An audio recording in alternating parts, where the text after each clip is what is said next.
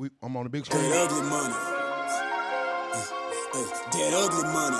Yeah. Say it's that ugly money. This is the Ugly Money Podcast. This is about the process of success. Everything between your first dollar and your first million. That's ugly. And we are live. What up, what up, what up? Welcome to yet another edition of the Ugly Money Podcast. I am your host, Ugly Money Nietzsche. This episode is being brought to you by Goliath Phallus Elixir, the #1 all-natural male enhancement product in the country, in the world, and in the stratosphere. Men on average last 2 to 3 times longer while using Goliath. So go to GoliathXXL.com to get yours today. All drop them cities and locations. Hit that like button, gentlemen. We got some things to talk about. Young Thug has broken his silence. That ugly money. We are about to react to this. That ugly money. History is being made. Welcome to the watch party. That ugly money. It's time to go down. Hit that like button, gentlemen. Y'all gonna get live commentary from me and my special guest, That ugly money. Young Thug on Perspectives with Bank. Shouts out Big Bank, man. This is a moment in hip-hop history. It's been an extremely hot topic as of late. That ugly money. Did Thug snitch? Did he not snitch? The jail calls. That ugly money. The situation with Gunna. That ugly money. We've been talking about this all week. The whole world has been talking about this all week, and we're finally going to get to it today. I'm going to introduce my brother, Dade City's own. That ugly money. Artist. That ugly money.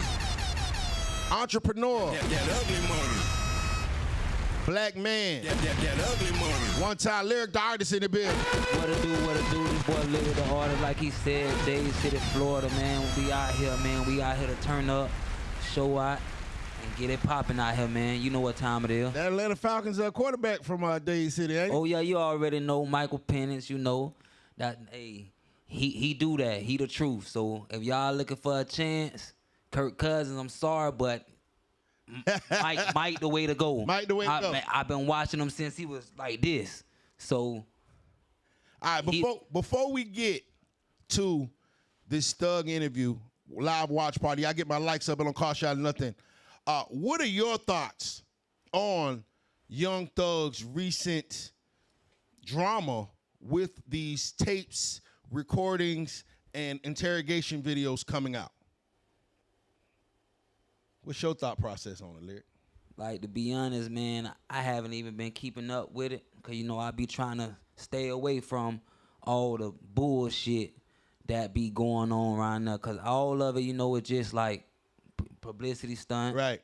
Ways to, gain more followers, like I heard you earlier talking about Tekashi 6ix9ine right. and all them. Right. Like, people do this type of stuff for publicity. I ain't the type that be really paying attention to stuff like that. But as someone that has faced life in prison, as Thug was facing life in prison with this RICO case, I know that you have a perspective from the inside looking out and not exactly the outside looking in. Like, what is a brother's mindset or what's going on in your mind when those folks is trying to throw football numbers at you? Well, to be honest, like, I was a jit. I was 14 when I wasn't facing a life sentence. I actually got the life sentence. I was actually in prison doing the life sentence. Goodness gracious. And did almost 9 years, came back on a direct appeal, not guilty. And the crazy thing, too, I confessed to it as a jit. And I still managed to find my way to get up out of there. Now, you confessed to it, wait a minute, hold on, you're 14 years old. They give you a murder charge. You confess to it, plead guilty, and they still gave you life at 14. I ain't plead guilty. I pleaded not guilty. Right. I went to my first trial. Right. Lost my first trial, and then came back on my second trial and won my second trial. Like, you can Google my name, my government name, and you can find all my news articles. Like, I just was on Fox 13 News back in Tampa. Right. Doing an interview, like, after the fact. Like, because they painted a bad picture of me when I was a jit.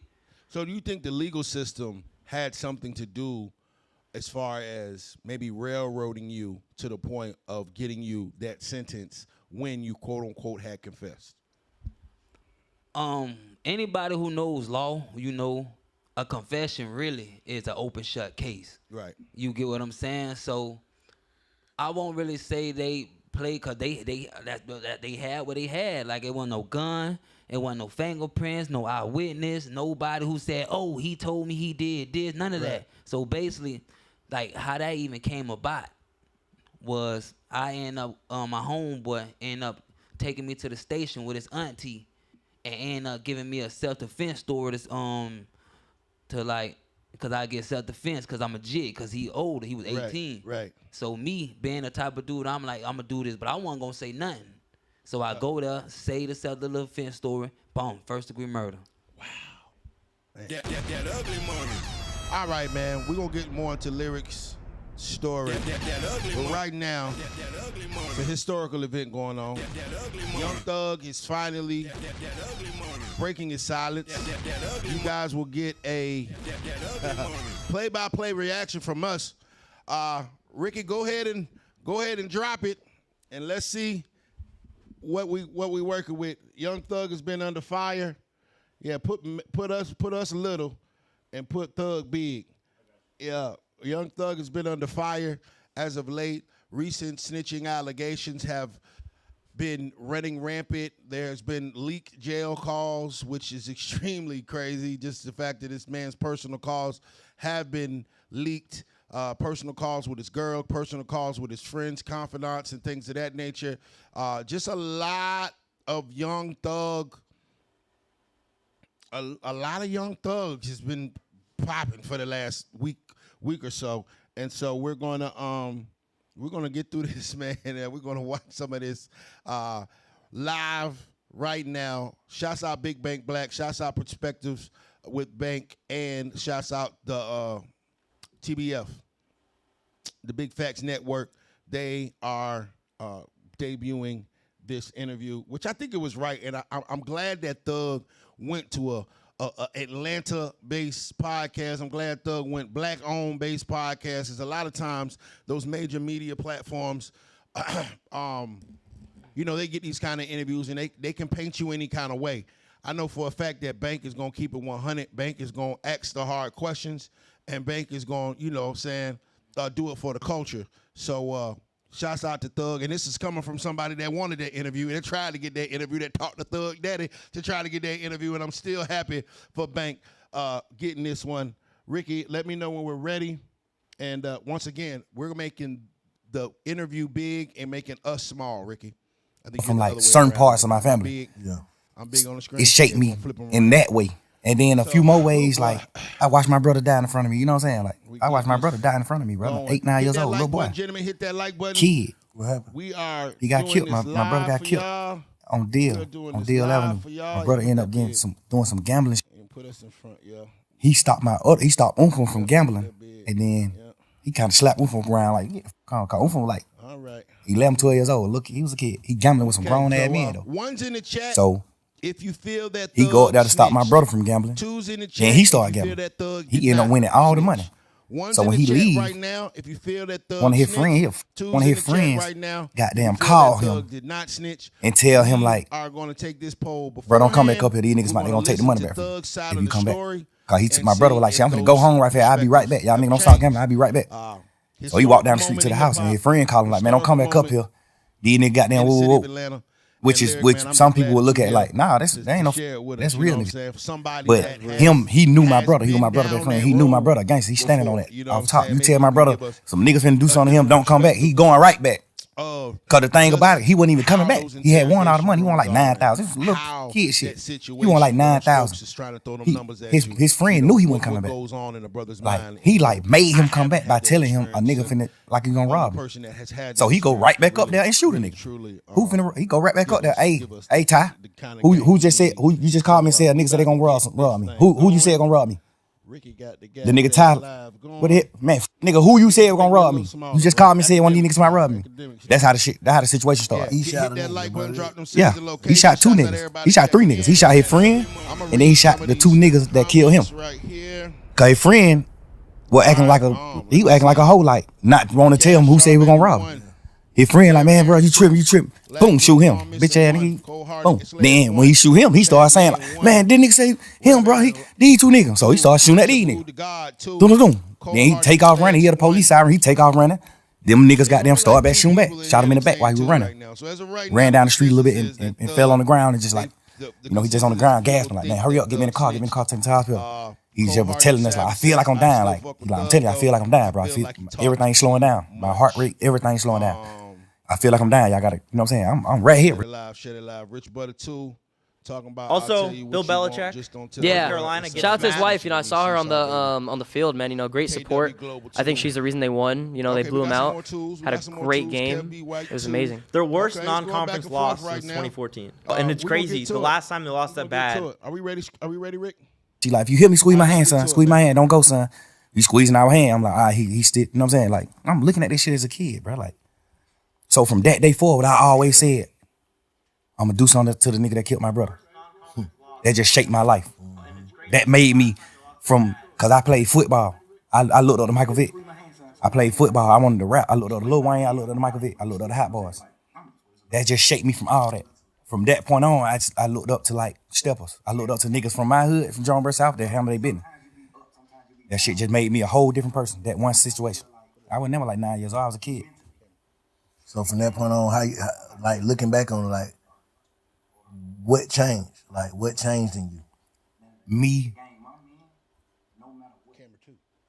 From that day, what changed in me was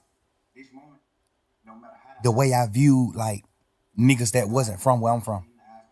Cause that's what it boiled down to. Like a Jonesboro South nigga got killed by a Deal Avenue nigga. So that just started making me be like, man, you ain't from Jonesboro South, nigga. You know what's happening? Now we living that type of life. So that's what I'm saying. Like the situations I was in shaped me in so many ways. It ain't shaped me one day. Because it was so many different situations, different scenarios to a point where it shaped me so many different ways. Like me not getting love, the proper love from my entire family made me seek love from niggas and women. Me seeing my brother get killed shaped me to how I view niggas in the street, how I view niggas. I mean, I don't like. You know what I'm saying? I don't think that Thug needs to go that route. Me playing foot, my dad and like moving me away. Like I ain't never rode to school, but my dad took me to school every day. I had a real father. Beforehand, I never rode to school, but that shaped me to being a man. Like I'm gonna be a man. My dad is there. This nigga doing what he doing. He used to do what he do back in the day to hustle to get his money, whatever. Like I looked at all that type of shit. Like damn, he a real man because he's still trying to do whatever he can do to feed all these kids. And he's still taking time out to like take me to school every day and come get me from school every day because he just wanted me to be that far away from the street. You know what I'm saying? Like that shaped me in a different way to being the dad that I am to my kids. That shaped me in a different way. You know, just so many different scenarios just shaped me. Like I look at my mama cry every year on my brother's birthday, bro. That nigga died 3 days before my birthday. His funeral was on my birthday. Nigga, I remember my 10th birthday, a funeral. I'm going to a funeral on my 10th birthday, bro. My brother, who just told me before he left out the house and died, I'm gonna give you $100 for your birthday. I'm looking at that. Like, nigga, I still wake up right now today, I still want my $100 for my brother. Can't get it. It just certain shit just shake me certain way, bro. Just, you know what I'm saying? So when you look at yourself, like when you reflect and just look at yourself, how you see yourself right now as a person. Like if you had to judge you, how you see yourself. The crazy part is, bro, I thought I was whole. I thought I was wholesome. I thought I was like the perfect man until this situation. This situation at hand right now made me realize like, damn, bro, I'm actually fucked up. Like, I was just so, God just created me to be so happy to the point where I know how to like get beyond problems. I just always was happy. My whole trial, I just was happy as hell because it's just like, I ain't got no reason to be happy. But it's just like, God, I'm just a happy person. I'm just a natural happy person. I could have got a life sentence and went to prison for the rest of my life. And y'all would have been seeing me in prison on photos just happy. Because I think God just created me like that. I be mad at God sometimes for that. Like, dang, bro, why you created me just like so happy to the point where I can't be in touch with my real feelings. But do you think that type shit goddamn make it to where a nigga, because I'm going to keep it real with you, Slime. Like, coming out of jail, and we're like, man, what the fuck is this nigga doing, bro? Like, it's like you ain't learn your lesson. And all this shit going on, hearing these calls, talking on the phone, like, what the hell wrong with this nigga? Like, you know, a nigga, I know you was in there praying, right? Absolutely. Elephant in the room. Like, it's like, I think we know what people want to hear about. Do you not understand your prayers got answered? Yeah, you understand that, but you also listening to people tell you like, well, you the wizard. You ain't going to prison. And then you gotta understand, man, I was in jail 3 years, bro. Like, I was praying 3 whole years. At some point, I started thinking like the prayers ain't working. You gotta understand that too. Go for it. Like, I'm going through shit every day. I'm looking at my best friend, them do what they do. I'm looking at this. I'm looking at certain shit. And it's making me feel how I'm feeling.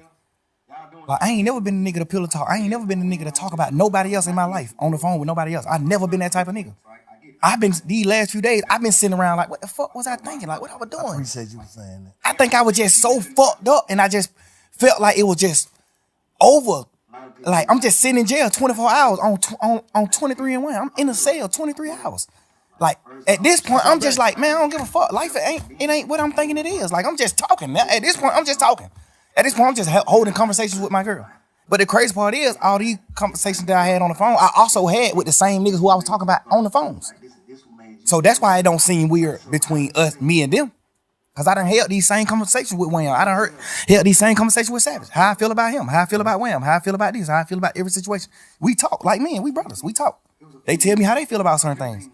So we all align. We won. We what we is. But you got to understand, like, my standpoint. I'm locked up. Jeff is. That's Jeff. Nigga, I'm on the phone talking to my girl every day. This is the only person I'm talking to on the phone. This is the only person that I can talk to. Lil Jeff. Like, I can't even talk to my family because they just like, how they is, it ain't good for my case. They can be on the phone, they don't understand certain things. So if I be on the phone with them, they might say the wrong thing on the phone. So now I can't talk to them. Now I can't talk to Bank. I don't want the police to get on Bank. Now I can't talk to Wham. I don't want the police to get on him. I don't want the police to get on Savage. I don't want the police to get on Pluto. It's just so much shit in my mind to the point where I'm just like, I'm confining myself. I mean, not confined. I'm like trapping myself to just communicate with one person. And then I might go to court and just get body slammed by the motherfucking judge, bro. And then I just got to come back to the jail. Now I'm on the phone with somebody that I love, whoever it is I'm on the phone with. And they like, man, goddamn, bro, goddamn, they say, this nigga right here been up pulling up on bro. This nigga pull up. Of course, I'm just like, bro, I just got body slammed by the jail. I'm just feeling how I'm feeling, bro. I'm just saying what I'm saying. Like, I ain't even tripping on that. I'm just saying what I'm saying. And I done told all these niggas these same things. But looking back on it, how you feel? You just said, goddamn, like, damn, you feel like you was tripping. I feel like I was tripping, but I feel like, because I ain't never did shit like that. I ain't never pillow talk with no girl ever in life. I ain't never in my life held no conversation with no girl about no another nigga ever until jail.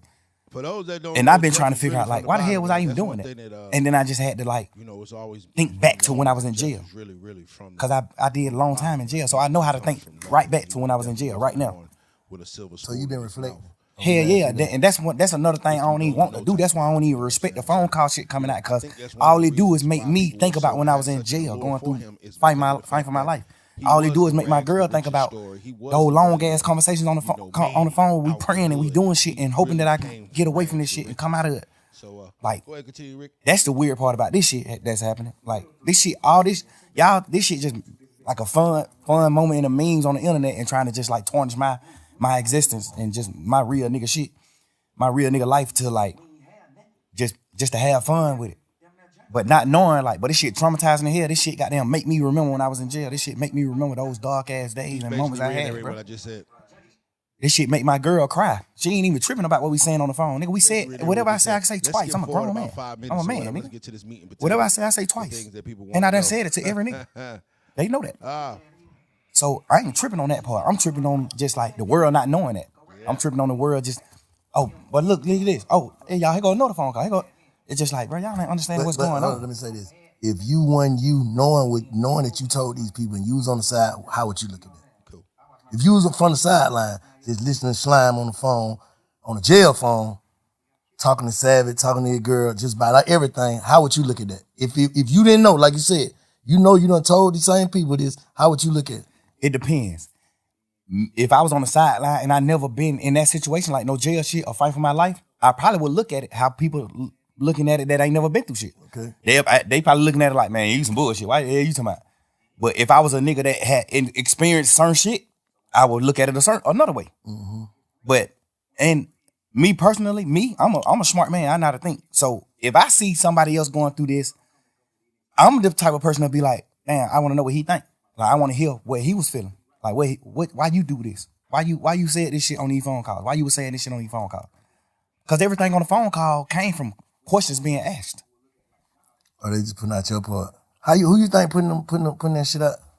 I don't know. You know, I be looking at it like some of the niggas that's like mad that I'm pushing grown man business. I'm pushing. We ain't telling on nobody. We ain't no rats. We ain't doing it.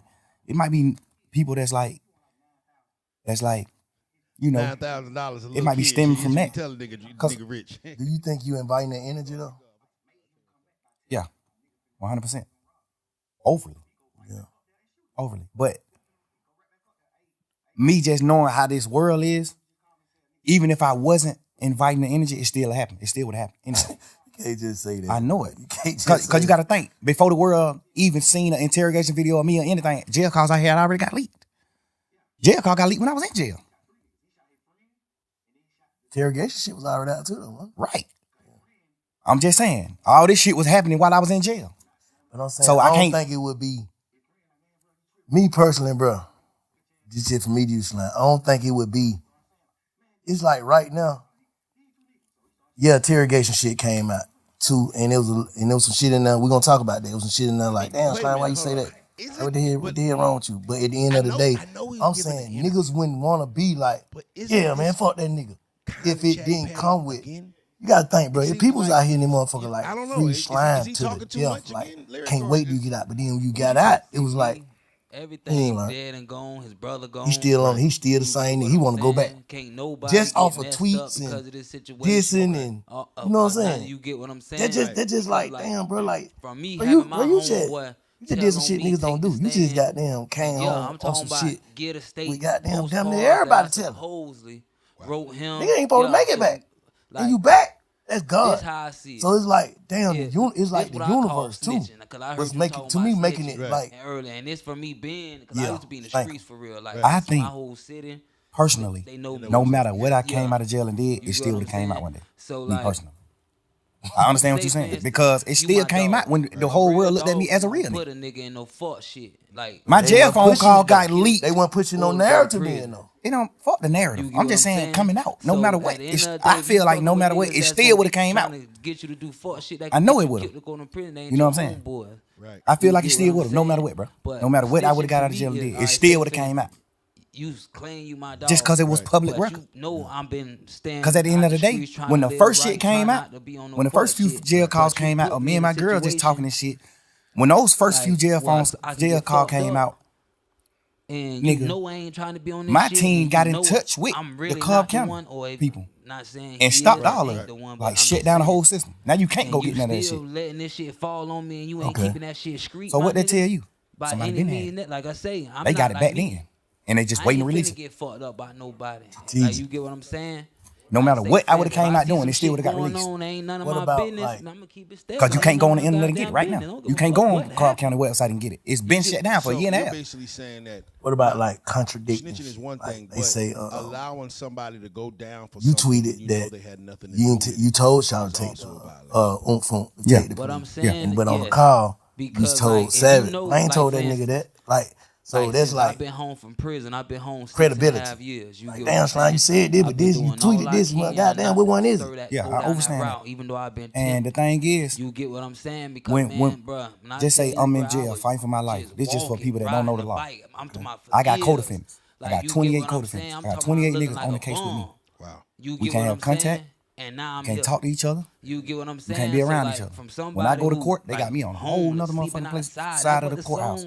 They got these niggas on different sides of the courthouse. Nobody is around each other. I ain't had nothing. Because we co-defendants. We get another charge if we talk to each other. You can't talk to each other. More people want to know why I'm at now. When you was down, I'm on the phone. Nobody want to hit me up. A nigga like Savage, he know what he know about the law, but it's some things that he don't know about the law. So that's what slowed me down from calling niggas from jail. Cause he on the phone just having a normal conversation with his brother. And he just want to know what's going on. Like, shit, I just want to know what's going on, bro. Like, you seen your brother plea? You seen this? You know, he don't know the law. He don't know the side of the law where I got a co-defendant and I can't talk to him. So if I get on the phone on a jail call and tell Savage, yeah, I talked him. I told Umfo to take his plea. That's another charge on me because I don't supposed to have contact with Umfo. So when I'm on a jail call talking to Savage, I got to say no. Hell no, I ain't told that nigga do that. Hell no. Cause all they gonna do is take that jail call and play it in court. Now I got to attempt the court charge. Yeah. So when I'm in the jail, I can't say it. And when I'm in the jail, I'm like, hell no, I ain't told no nigga take no plea. No, I ain't did that. Cause I gotta do that. I'm on trial.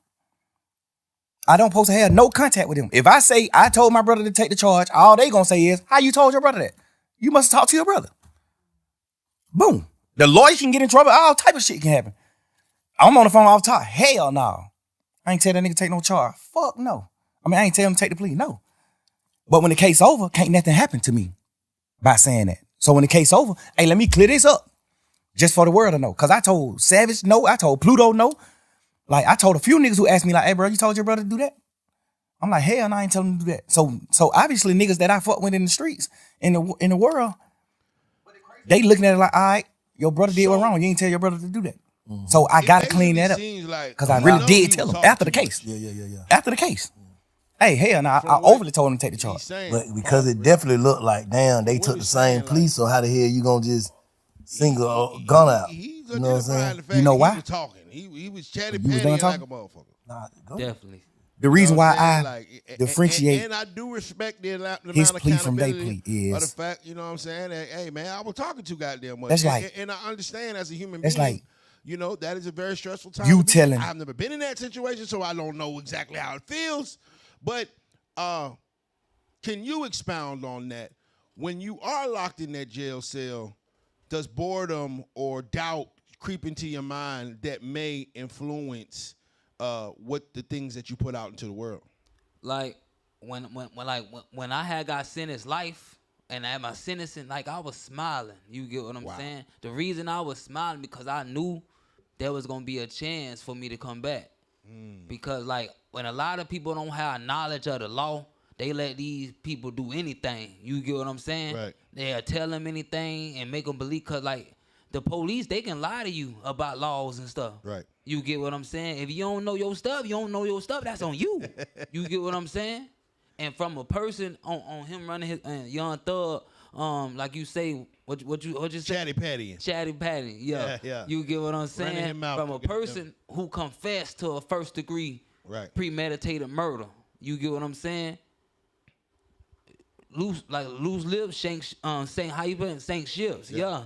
You and that's for real. Because at the end of the day, you don't gotta say nothing. When you get pulled over and you in your car, you tell me you don't answer no questions, give them your license, registration, record everything. They do anything outside of ordinary, and they break their law. That's why I say learn the laws of the police when they in their uniforms too, y'all. Learn the laws. You get what I'm saying? Because you learn them laws, they can't stop you, man. Change the whole game for real. And that's the thing about the black community too. They ain't trying to educate themselves on this type of stuff. Like I done proved to my city right now, man, I done proved to them that I know what I'm talking about. They see it now. Right. You get what I'm saying? Yeah, but when you don't got nothing at the moment and things manifesting, you get what I'm saying? People look at you crazy like, well, you saying all that, but you don't got nothing to show for it. But all in all, it's being the making, and people don't even see that, and they miss out on their blessings. Amen, brother. Amen. Free game. Free game alert. Let's go back, Rick. Let's get it. What it is, all these conversations that I had on the phone, I also had with the same niggas who I was talking about on the phones. So that's why it don't seem weird between us, me and them. Because I done held these same conversations with Wham. I done held these same conversations with Savage. How I feel about him, how I feel about Wham, how I feel about this, how I feel about every situation. We talk like men, we brothers, we talk. They tell me how they feel about certain things. So we all aligned. We won, we what we here, but like my standpoint, I'm locked up. Fucking with hoes, all that. And the nigga just like, shit, I'm gonna pull up. I'm gonna come get you. The nigga dodging coming to my house because he know my mama gonna ask for her car. So he like, man, you gotta walk around the corner, get in the car.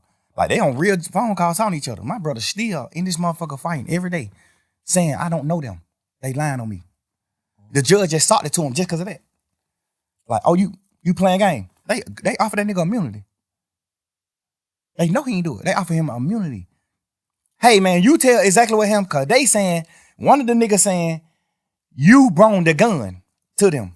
One of the niggas saying, it's three of them. One of the niggas saying, Umfun did the shooting. One of the niggas saying, Umfun didn't do the shooting. He just brought us the gun. They like, why y'all didn't just come to the house and get the gun? Cause we was in his mama car. And if we would have pulled up in the driveway, his mama would have made us leave her car. So we called Umfo and told him, hey, come around the corner and meet us and bring us the gun. We finna go to the club. They just like, hey, bring my fire, we finna go to the club. Bro, goddamn, suppose, I don't know if he did it or not, cause he still ain't told me to this day. I don't know if he did or not, take them the gun. But when he take them the gun, they ride off and go and like they finna go to the club and do what they doing, but they end up, well, that's what the court say. I don't know the case. The court said that they robbed some Mexicans and one of the Mexican bucked and they shot him and the Mexican died. I don't know if that's true or not. I'm not saying it's true, but this is what the case was. They saying my brother took the gun to them and then one of them killed the Mexican, which we don't know if that's true or not. Mm-hmm. Cool. Goddamn. They got one of the Mexicans that didn't get shot. One of them got killed and one of them, they let run away. The one that ran away said, my brother is that nigga probably about 5'7", 5'8", red as a motherfucker, real Mexican, Chinese nigga. The Mexican that didn't get shot said the third guy that walked up was a tall black man with a ski mask on. They said, how you know he black if he had a ski mask on? He said, I seen his hands. His hand was black. So right there. So my brother, off top, everybody know that ain't him. He tripping. They know 100% he didn't do the murder. He just got a life sentence because he wouldn't tell. They granted him immunity. Didn't take it, man. Fuck y'all. I don't know what happened. I don't know nothing about that. I'm telling you, bro, just man to man. I can't put no rat on him. Like my honest opinion. I'm telling you, I seen Shawty stand up in the and Shawty was 17 years old. Shawty was a kid. Shawty stood up in the paint. Shawty got a life sentence.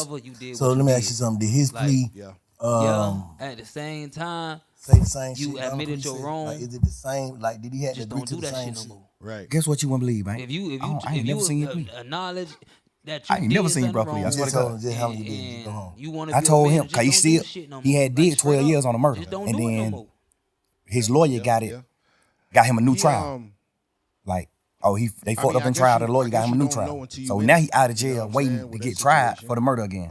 They ain't gonna never try him for the murder again because they know it ain't nothing he doing. He ain't do that. So he wasn't gonna never get tried for it again. They were gonna just like goddamn keep resetting the trial date for the rest of his life. He would never go to court again. That's what the lawyer say. Like, they ain't do nothing. They can't beat him. So I told him, if you do take the plea, make sure they add your murder case in the plea. Make sure they dismiss your murder case in the plea because you still got to do a new trial. I'm saying they did that. I don't think they did it. I think when they went to them with the plea, I think they were like, the plea is out of the murder shit. We can't do nothing about the murder shit. If they could, they would have. But the state was like, we can't do nothing about the murder shit. Like, it's a new trial. Like, it ain't nothing. We can't get involved in that. That's up to the court. So I guess that's what they like. We can't add that shit in there. Mm-hmm. So that's when he like, shit, I'm definitely doing a plea then. Now we having a week and a half conversation every day, bro, in court every day. I'm sitting in the cell crying like, bro, please, gotta go, bro. Mom, dude, these folk out of their mind. These folk can't function. Go on. One of us need to go. Right now, I don't need you right here with me. You just did 12 and a half. I don't need you right here with me, bro. This shit finna be 3-4 year process. I don't need you doing that, bro. So who did what's right on that case? Everybody who on the case did what's right, except the niggas who took the pleas in the beginning of the case. Except them. The niggas who took the pleas in the case, that's who did what's wrong. They took the plea and agreed that YSL was a gang. They saying that we got a RICO and YSL is a criminal street gang. All of us on this trial, all 28 of us saying YSL is not a criminal street gang. Because by the book of gangs, the law that solidify you as a gang, we don't come to terms with none of that. So it ain't a gang. In real life, it's really not a gang. When it comes to the gang book, did some shit separate on their own. Yeah, it's just a lot of crimes that happen, and they just saying, YSL a gang off of all these crimes that happen. But the law that makes an organization a gang, the law that makes an organization a gang, we don't meet none of the criteria. So we not a gang. No matter how y'all try to twist it, we not a gang. You see what I'm saying? We got every lawyer in this motherfucker saying we not a gang. So who you look at in that shit that took the plea? You best believe, I watched everything I said. I spoke in cold, man, whatever. Nobody else. I mean, I be damn. You get what I'm saying? Right. Like I say, I was in there. Because like, so I know and what you I ain't talk like about. saying, like, so I'm one of them he people didn't that I goddamn know do what us you wrong. He going didn't through. do It this. ain't One thing like I know back in is almost 9 he ain't taking the years. plea. Like, you can look If up, I don't make like him I take say, the plea, he Google ain't my studying that name. plea. So why Duke and ain't pop wrong? up. I just want My to know. name Like, and why? Duke. Because 9 years. You watch. Duke You get what I'm saying? I'm right here, plea right now, was right now, from right here. Duke. All You Duke watch said what in you his said plea, he every didn't say goddamn YSL was a gang or none of day that. he was in there. All Every Duke phone plea call, did was At 14, said 15 years old, that you knew that. every phone call. Yak was right about telling on him At 14, about what they 15, talked about. you knew. Duke plea was just If at what 14, Yak already had 15, you knew. told the police about Watch him. what you say on the phone. You see That what was I'm in saying? 2010 when I Hold on, So- hold on. You said Duke Should just Thug agreed to what Yak said. have known Yes. better? So Duke. Yak, Definitely. you saying Yak threw Duke up on the bus? Definitely He just shoulda said the known nigga better, telling the dog. truth on me. Yeah, because if he say that he not, then Yak got to take the stand on him. Because Yak plea agreement say he got to take the stand if Duke go to trial. That was a part of his On plea. what? What I'm saying? What, On their hold case. hold. So Yak say ain't nobody. He was on Big Fat. He said nobody ain't go to jail for what. He said he just was in there running his mouth in the what's the name interrogation room. So how he? What you mean testifies? What the hell you talking about? When him and Duke caught their case, Duke was going to trial. What kind of case it was? Goddamn, they got caught in a car. They ain't had no license and they had 2 guns on them. Okay. And they went on a high speed chase. They took Georgia State Patrol on high speed chase. Accountability, though. So when they get locked up, this is what their charges is: theft by receiving stolen property, which is the guns, and well, I think it was one of the guns. Oh, I don't know. I know they had theft by receiving and then no license because they were driving. They was in the car, but they had a license. Stop playing. That's what. You told on a gun and some license. Stop playing. Slime. That was the original charge. Oh, what the other? When the police came, when the police came and talked to Yak, Yak told them what actually was happening. What was happening? Like, he told them Duke got jumped on at Magic City by some ops, by the opposite, and he came to Magic City to get Duke, and they were going to retaliate, go commit murder, go possibly commit murder. They were going to retaliate against the people that just jumped on Duke. That's what Yak told him. Hold up. So, Facts. let's I slow was down. wrong. They get locked. They on the Big way time to the one op of hood. This what I don't know. 'Cause I wasn't there. This what the police is saying. They got caught with some guns and no license, and he turned that into what? He told them what really was happening. Cause the police just like, Why? these 2, they ride past the state patrol. It's 2 young niggas with hoodies and ski masks and all that old shit ride past state patrol. State patrol get behind them. They go on a high speed chase. They go on a high speed chase. They wreck the car. They get out the car, run. Well, one of them get out the car and run. One of them stay in the car. That automatically make it fishy to me. Who stayed in the car? I think Yak stayed in the car. He but two people it's who Duke and ran Yak. who stayed in the car. Yak Yak stayed in the car. That's what I heard. Okay. Yak stay in the car. Duke, when they crash, Duke get out and run Okay. and toss one of the guns. Got away. Nah, he got caught. He ain't no Oh, getting got caught. Okay. Yak goddamn. Some people told me that Yak ran too, but some people told me that Yak didn't run. Yak stayed in the car. So if me and you go on a high speed chase, right, and we both know what we doing, we know what we going to do. If the state is right, we know what we going to do. The police get behind us, we go on a high speed chase, crash the car. We get out the car and we run it, man. If I get out this car and run and Bank stay in this car, the only thing on my mind is Bank finna tell on me. Or Bank finna, even if you ain't finna tell on me, I'm finna think in my mind, Bank finna tell the police it's him. Cause what you stand in the car for? He must got out, basically. Like he must got out. He must know something I don't know. If we supposed to run, basically what you saying, Like if you don't run when the police is chasing you, you the one driving. You take them on a high speed chase. If you don't get out and run and you get out and let Duke run, you got something you finna tell the police. Not even if you finna tell. You finna tell the police, hey, I don't know, officer, I'm an Uber. We were just riding, this nigga, I don't know what the hell he got going on. He just hopped out and ran. You finna say something? Like, I don't understand why you not finna run. Yeah. Which is not bad. And that ain't really bad to me. Because if you can spin 12, you can spin them. If me and you go on a high speed chase and I hop out and run and you don't, all you can say is shit. Man, I know that young nigga from the hood. I don't even really know his name. Man, that young nigga told me to drop him off at the girl house, man. I was on the way home. I was finna drop this nigga off at the girl house, man. When goddamn y'all got behind me, but I know I can't go to jail, but the young nigga got a gun, but I know I can't go to jail. So I just went on a high speed chase. Like, you know, it's ways you could flip it and then and make it good. Like, all right, cool. I understand why you sat in the car. If you can flip it, you can flip it. So I ain't gonna say he sat in the car because he was gonna tell, but I'm gonna say it's weird that you sat in the car. Like, so what? All right, fast forward. If you sat in the car. All right, fast forward to what the facts. You say he Duke got jumped on at Magic City. Okay. Call Yak. This supposedly. I don't know. Allegedly. Yeah. Duke got jumped on at Magic by some opposites. He called Yak. Yak come get him from Magic. Slow them down. Him and Yak get in the car and on the way to the ops hood. They on the way to the ops hood to retaliate, to go handle their business. Like, niggas just jumped on him, he finna go handle their business. They ride past the police next to the ops hood. They on the ops street when they ride past the police. The police get behind them and turn the lights on. They go on a high-speed chase. They crash. They get out and run. They get caught. They in jail for driving, no license, and firearm in the car. This the charges. The police come question Duke. Duke don't tell Duke like, man, okay, let's stop here. That's an interesting point. The police go question Yak. Point for all the people because Yak, I think Yak was in some more trouble too. So the police go question Yak. So I guess that's his way of being like, shit, but I gotta try to get myself out of trouble. I'm in deep trouble. Like, even though Duke got this little bit of case, I got the same little bit of case, but I got more shit. I'm on probation. I just got out of jail. Yak got a deeper rap sheet. So I thought he said he took the charge. Though. I thought Yak took the charge. He said, goddamn, ain't nobody go to jail but him. Like, he don't want this time, and Duke Duke went to jail. Does this make I'm saying, like, convicted. Basically, like, Duke got some probation. Duke got convicted. He got probation. 6 month probation. I think he got a year probation. So Shawty went to the Fed though, so he had to take the gun charge. No, he went to the Fed because that was like his 5th, 6th time getting caught with guns. So your 5th, 6th time getting caught with guns. Now the Fed's involved. Now the Fed like, hey man, they keep getting caught with guns. Now the Fed snatch you. Now the Feds give you the gun charge. So you can't take the gun charge. The Fed gave you the charge. He can tell his brother whatever he want to tell. The Feds gave you the charge. You didn't take. You running around saying you took the gun charge for Duke. Now you didn't.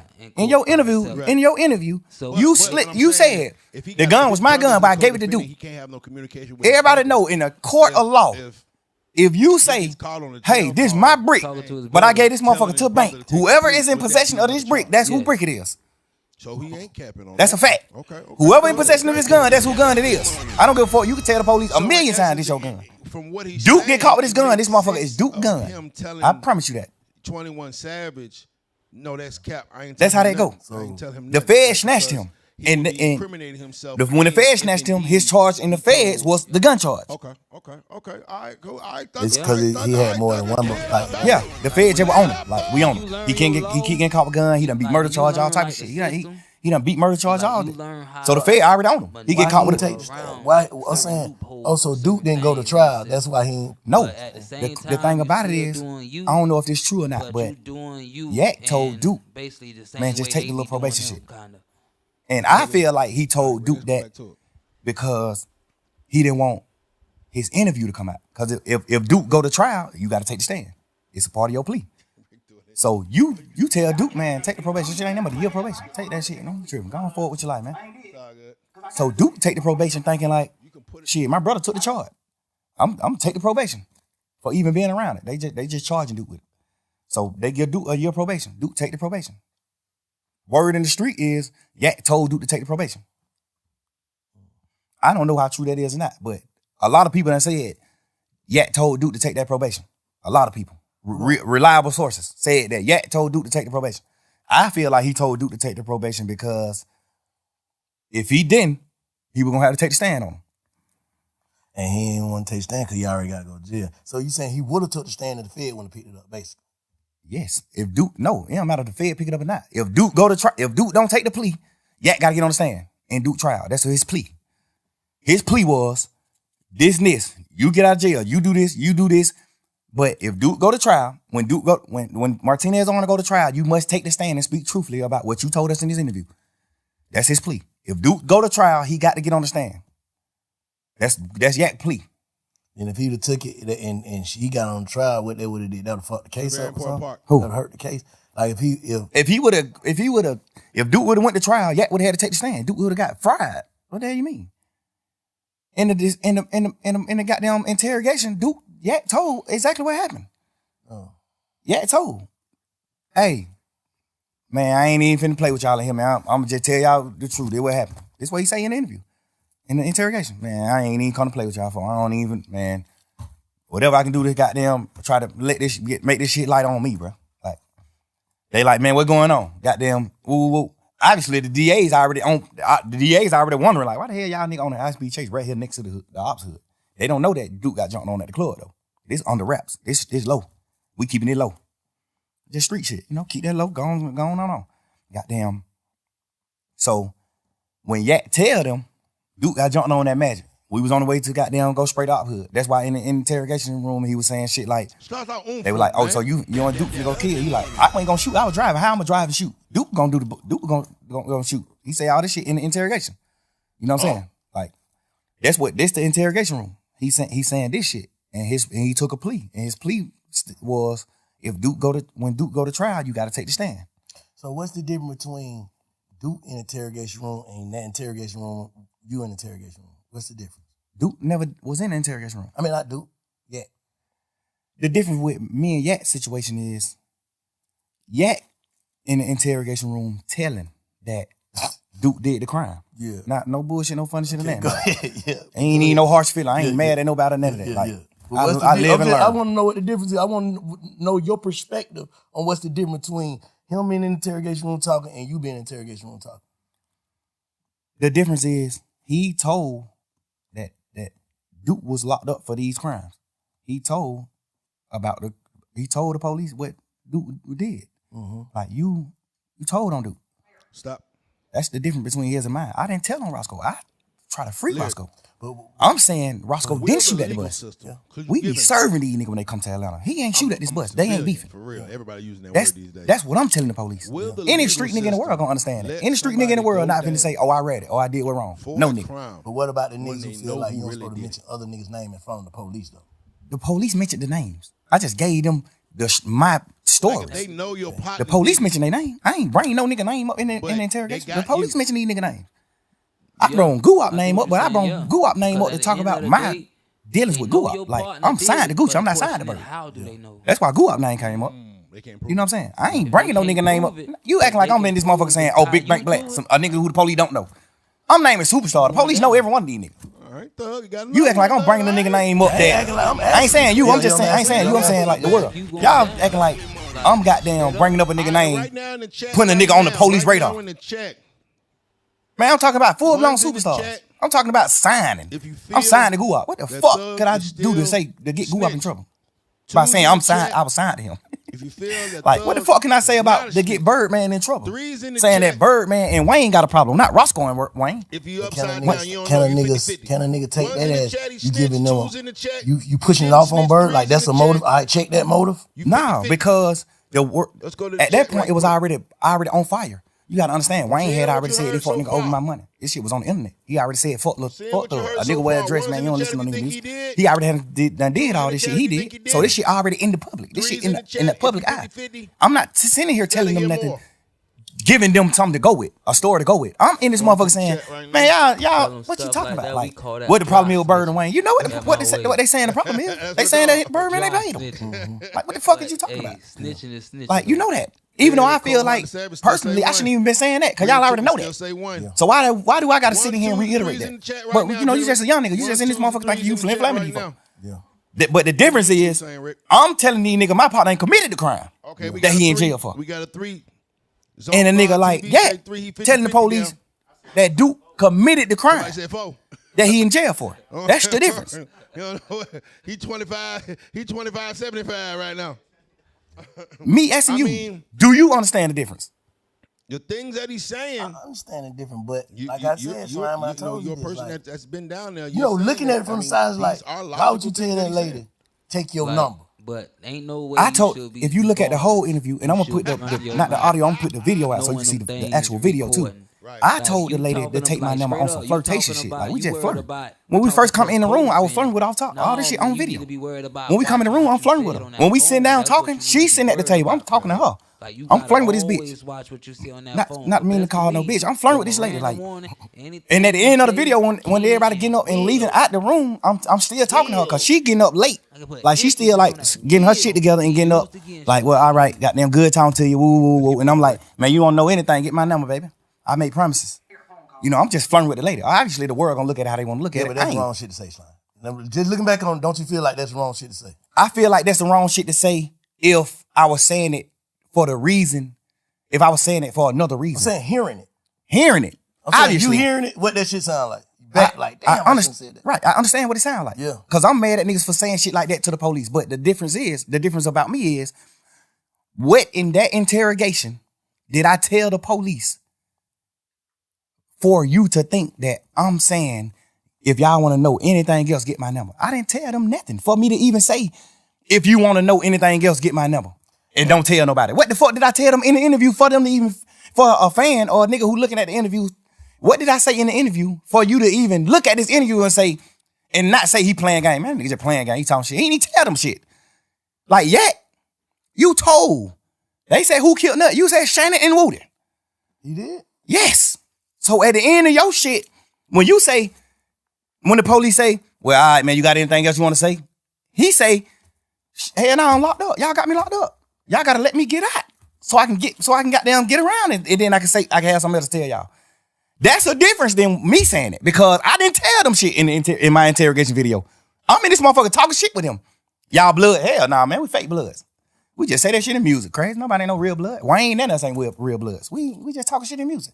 I didn't tell them nothing to get nobody in trouble. So why would you look at the end of that interview when I said, take my number, I make promises, baby, don't tell nobody? Why would you look at that part of the interview and say, damn, but he was finna get him his number so he can get him information? What information did I get him anyway? The first, you get what I'm saying? I get exactly what you said. If I'm spinning the police, and at the end of my conversation, I say, get my number if y'all want to know something. What make the smartest nigga gonna be like, bitch ass nigga, you ain't tell them that. What make y'all young niggas feel like y'all can spin the police though?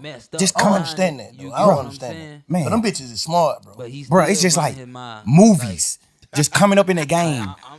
When you a real nigga, bro, I feel like I'm a real man. I feel like I honor and I love every nigga who I love. Yeah. So I'm willing to do anything to help a nigga that I love. And sometimes you can make the wrong thing. You can do the wrong thing trying to help a nigga that you love. And when I say do the wrong thing, I ain't doing that wrong in the interview. The only thing I did, well, I feel like I did wrong was even talking to them. The interview, fact. Right. But I'm doing the interview out of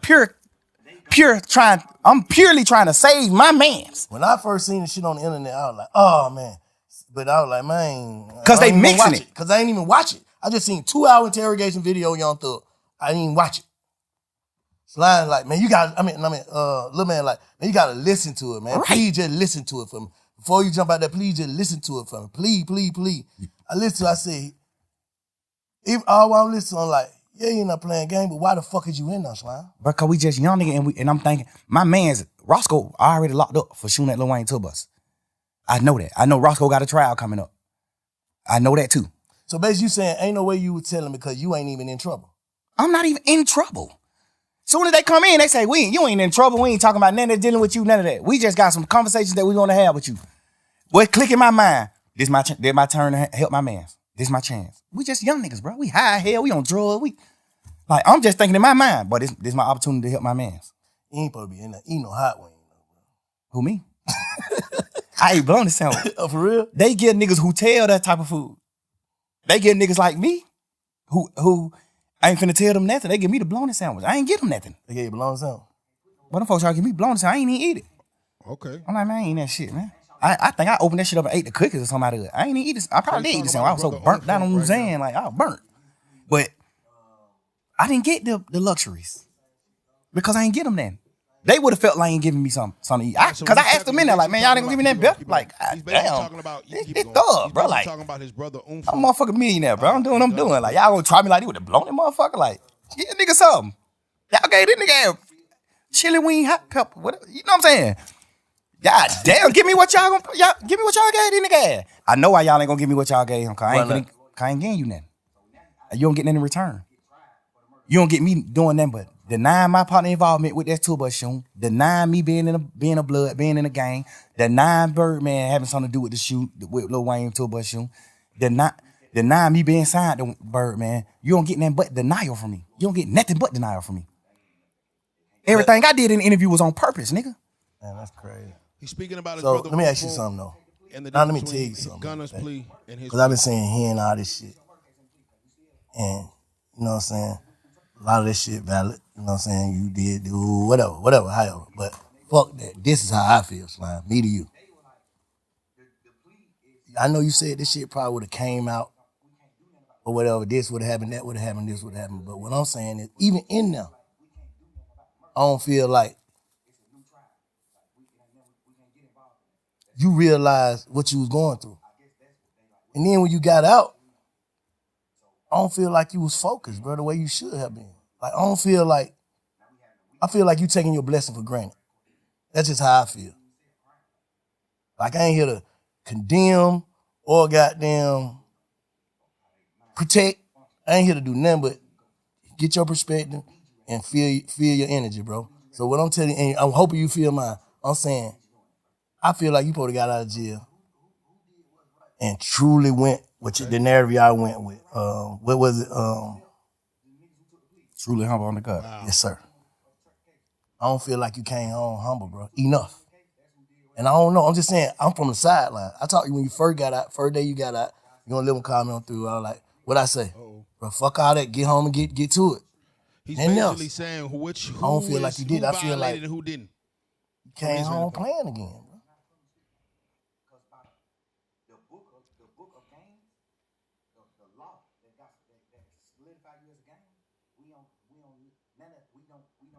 I don't need, me personally, I don't know, Bank. To be honest, bro. I don't know.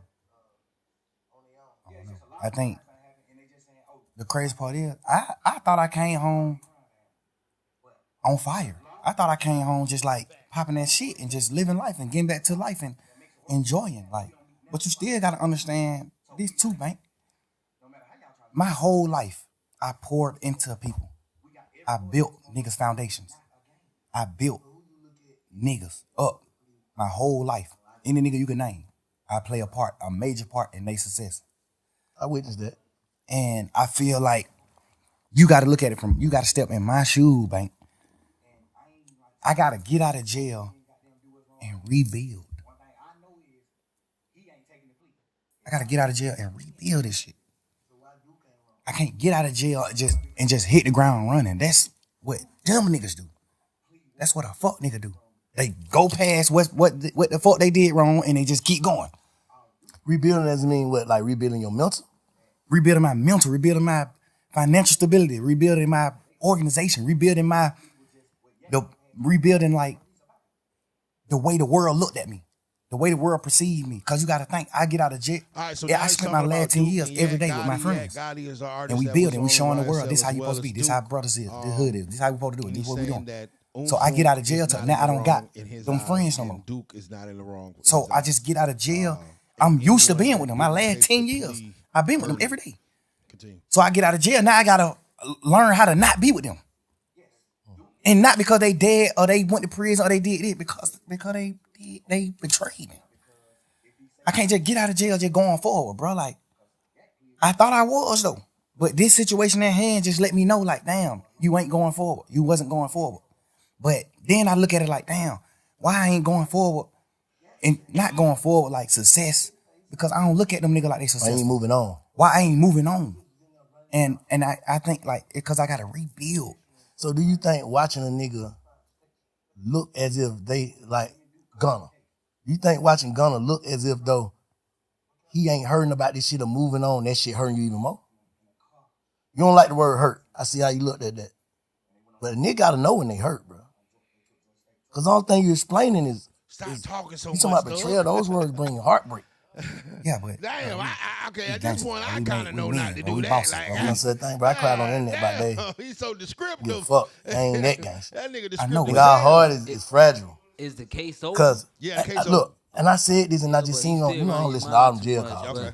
At the same time, case over. Nobody. But I said, I listened to that motherfucker, and you said something like, because I had already told Lil, I said, bro, the reason why Slime, and it's just me, I could be tripping. The reason why Slime ain't fuck with Gunna, because he already done put the word out and stamped it to niggas, and he got to stand with these niggas. Not saying it's right or wrong, it's like, shit, how the hell I'm finna make these niggas fuck up their friendship or whatever, they camaraderie with the nigga, and then I come home. I feel, and then I ain't never told you this. I talked to Gunna when he first got out of jail. I was trying to get an interview with him. He like, man, I ain't worried about none of these niggas saying. I know my brother in that box fucked up. I was just in that motherfucker fucked up. That nigga mind ain't right. Whatever. I don't give a fuck if he telling these niggas fuck me. If it ain't fuck me when he get out of jail, they're my brother. You know what I'm saying? I love that nigga. I know he love me. He knowing I wouldn't have did that shit. I triple asked them folk, is this gonna affect my brother? That's what he told me. I took it from face back. That's what he told me. That ain't the truth. I'm just telling you, I'm on the outside looking. I'm just telling you what he said. That's what he said. He said, oh, I ain't saying that the truth when he said. Oh yeah, that's what he said. He like, I'm just waiting on him. I don't know, cause his lawyer could have told him. His lawyer could have fed him some bullshit. My lawyer just a real one. Brian, a real man. He gonna tell you, hey, this what we got strength at in this trial. This what we lack at. This what you fucked up at in this trial. This what you got their ass. So that's part of the reason why I took my plea. Cause he like, you gonna win the case 100%. You gonna get acquitted, but you can't get acquitted You get what I'm for saying? the shit that they found in your house. Stick to your business. It's like, in your house. The house in your name, everything. Even though it ain't your shit, they still got it. The law tell the jury, you must charge the owner of the house with these items if it's in his house. Other people. So Brian always told me, like, this is what you gonna get convicted of. This is what I feel like you could get convicted of. You feel me? He said you still can win it, for sure. I think you gonna win it. And that's respect. I can't tell you. I can't be no bullshit like these other niggas lawyers. I gotta tell you, hey, this is where you strong at. You strong in every corner of this case except this one. The shit they found in your house, you not strong in it. No matter what. 9 times out of 10, you will get convicted of this. No, I'm thinking about you saying like, you had you had moved on for 10 years. You had your partner that been for 10 years. And I used to see you on Gunna every day. Every day, like, Matt. Like, you and Duke every day, but it was different. What I'm saying, that shit like a marriage. You dig what I'm saying? So it's like you having your wife, bro. And this ain't even just your wife. She came in with you. She came into the relationship bossed up, millionaire, doing this shit. She came a bum. She came with nothing. You made her a millionaire. You foundated her. I'm starting to believe that Thug is not a snitch. With all honesty. Like, you built her just on some honest shit. Not even on no, I'm finna build this project. It's just like, damn, boy, I look at this little nigga like my little brother. I love this nigga. I'm finna try my best to help this nigga do something. Just like, I ain't even know this nigga rap when he first came out. I just was just like on some shit like, man, everybody with me, I'm taking him with me. We going, I'm finna figure out. If he don't rap, I'm finna, whatever we put on this internet and the fans say, is he pointing what out the fans commit him, the fans put on him, that's what I'm finna make him go with. If we get on the internet, he don't even gotta be around. If the fans say, but then he got this shit dripping his motherfucker. He did it. Well, I'm finna make sure he is way too descriptive in certain things or whatever. And I think that's what the downfall is going, is the fact that my girl, like whatever, he just continues to, you know what I'm saying? So you know, articulate things that are happening that are not a part of the, because like, not how could the law enforcement take this interview before and bring up new charges? How would he feel about this? It depends on the case. Like honestly, it depends on the case. Like mine, like how do I can say like, whatever about my case, and I can't get charged again because it'll be double jeopardy. How do you really feel? Right. You know what I'm saying? We know how so like to feel it depends on like how they acquitted his That's case. How we supposed yeah, because at this point it's like how you really feel about it. Like how really feel. Certain information just doesn't have to be articulated and said. You just said that I don't know. I was not there. And why the hell are you talking about that when they know that you're affiliated with these people? King Truth, our big homie. Thug need a podcast. I honor Truth Word. Thug need a podcast. No matter what, I'm with him. Thug is fine with that shit. Go ahead, continue. He's a real man to me. What I identify as a man. I honor his words. He's still going. He's caught with some guns. He didn't tell me on his dying bed. He just told me before he died. Gunna is my son. Take him with you, Thug. Get him out of the hood. Get him out of Shady Park. Take that boy with you. That's my son. And then just so happened, he just ended up dying. And I honor his word. Bro. I took that nigga with me everywhere, bro.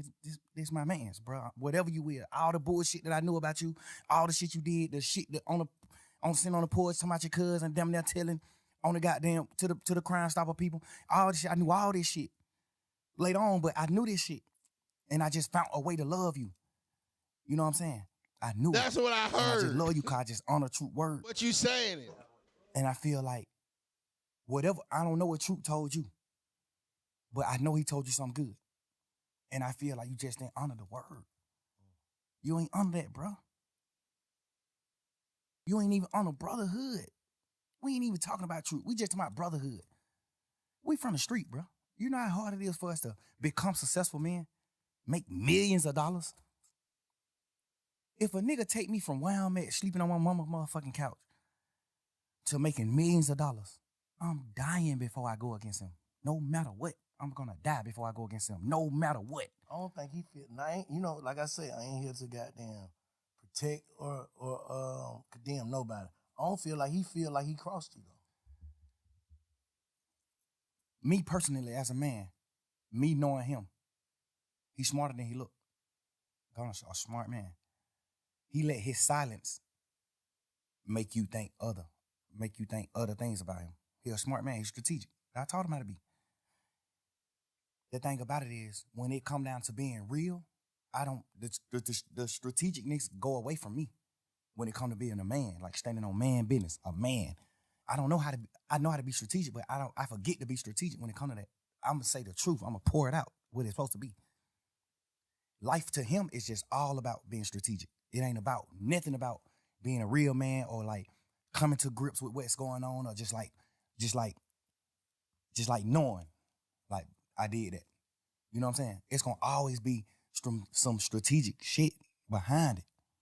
So wait a minute, hold on, honey. He mad at Yak out the blue? because Yak didn't run. The nigga you described, you have been saw that though. Okay. At least this is what I'm getting. I mean, like I said, nah, but the crazy part he's is, upset bro, at Yak is in the wrong in his eyes that's because violation. he did not run out the car. Don't nobody really know about it, but me ain't goddamn cash. XO, all right. my brother. Okay, well, He already done did some shit that was a violation that I supposed to cut him off for. He already done did some shit where I was supposed to cut him off for. I just found a new way to love him. And I try to be how y'all live. I try to look at him from a different light and be like, maybe he ain't understand. Maybe he ain't know. I know he knew though. Maybe he ain't know. The only reason why I knew he knew is because he denied it. Yes, Sierra is still wrong. Damn, bro, I ain't even know. A nigga that don't know gonna say, damn, I ain't even know that. A nigga that know what he doing, what he gonna say? Hell no. I denied it. Like, hell At this point, he about to tell him who the ops is. Like, that's just how the circle of life. That's how I go. You gotta understand, bro. I had him man with me every day since late 2015. I had him man with me every day, bro. I made that man I made him a millionaire. Like, I bought his first apartment that he lived in. I bought it with my money. I made him put his money up. Keep your money. I bought it with my money because I had a little extras. I bought that shit. I went half and half with you to buy your mama house. Your mama first house, get her out of the hood. I did that. Me. I told you to go down there to the country town and get your daddy, no matter what your differences is with your daddy. I told you that. I know for a fact, me personally, I know your dad don't look at you like a real nigga. I know that. It's my man. Your dad is my OG. He don't look at you like that. I made you go get your dad. I made you reunite with your family and do the right thing. I just poured my all into him, bro. I gave this nigga more time than my children, bro. I gave him more time than my kids. I gave him more time than my old lady. Like, I poured my life into these people, bro. Like, every second. I went half on your mama house and bought your mama house, bro, because you didn't have the money. I went half with you. I bought your brother his first truck and let you present it to him like you bought it. Now the feds give you the gun charge. Your brother on the internet, man. Yeah, fuck that nigga throw it. Like, nigga, you don't even know. The feds gave you what's going on. You running around saying you took the gun charge for Duke. Now you did. This shit that nobody don't know, but we men, so we can't speak on that type of shit. I ain't do it for that reason. The gun was my gun. I did it because I just honor my brothers. Everybody knows friendship. In the court of law. And brotherhood, I honor that shit. I love you, bro. Hey, this is my brick. But I gave this motherfucker to the bank. Whoever is in possession of this brick, I poured so much into this nigga, I can't even hate him, bro. In jail, I thought I hated him. When he took the keys and shit. I thought I hated him. Nigga, my girl made me realize, like, boy, you don't hate him. Get caught with this gun, this motherfucker is you just mad at him. I promise you that. You don't hate him, bro. You hate him, motherfucker. You stop. That's how they go. Why you hate a nigga? You on a whole nother type of time. Yeah. You stop talking about him. Like, why I don't wish no ill will on him. No ill feelings at all. Stop the man album though. That shit hit the that fucked up. Because I was just angry. Okay. But it seemed like nobody understanding why I'm angry. Like, Bro, all the shit I did for this nigga, bro. Like, what are you talking about, bro? I put my whole label, my whole shit behind this boy, man. Like, nigga, you think Key, Dad, you think Key will respect you, nigga? As a man, you think Key to respect you for what you did, bro? You to my R.I.P. Key, bro. You know Key ain't gonna respect you for what you did to me, bro. You know that. You know Key ain't gonna respect that. You know ain't no real man gonna respect that. You did that, bro. Stand on it. You did that. Everybody talking about why he ain't say it and why he quiet. What can you say?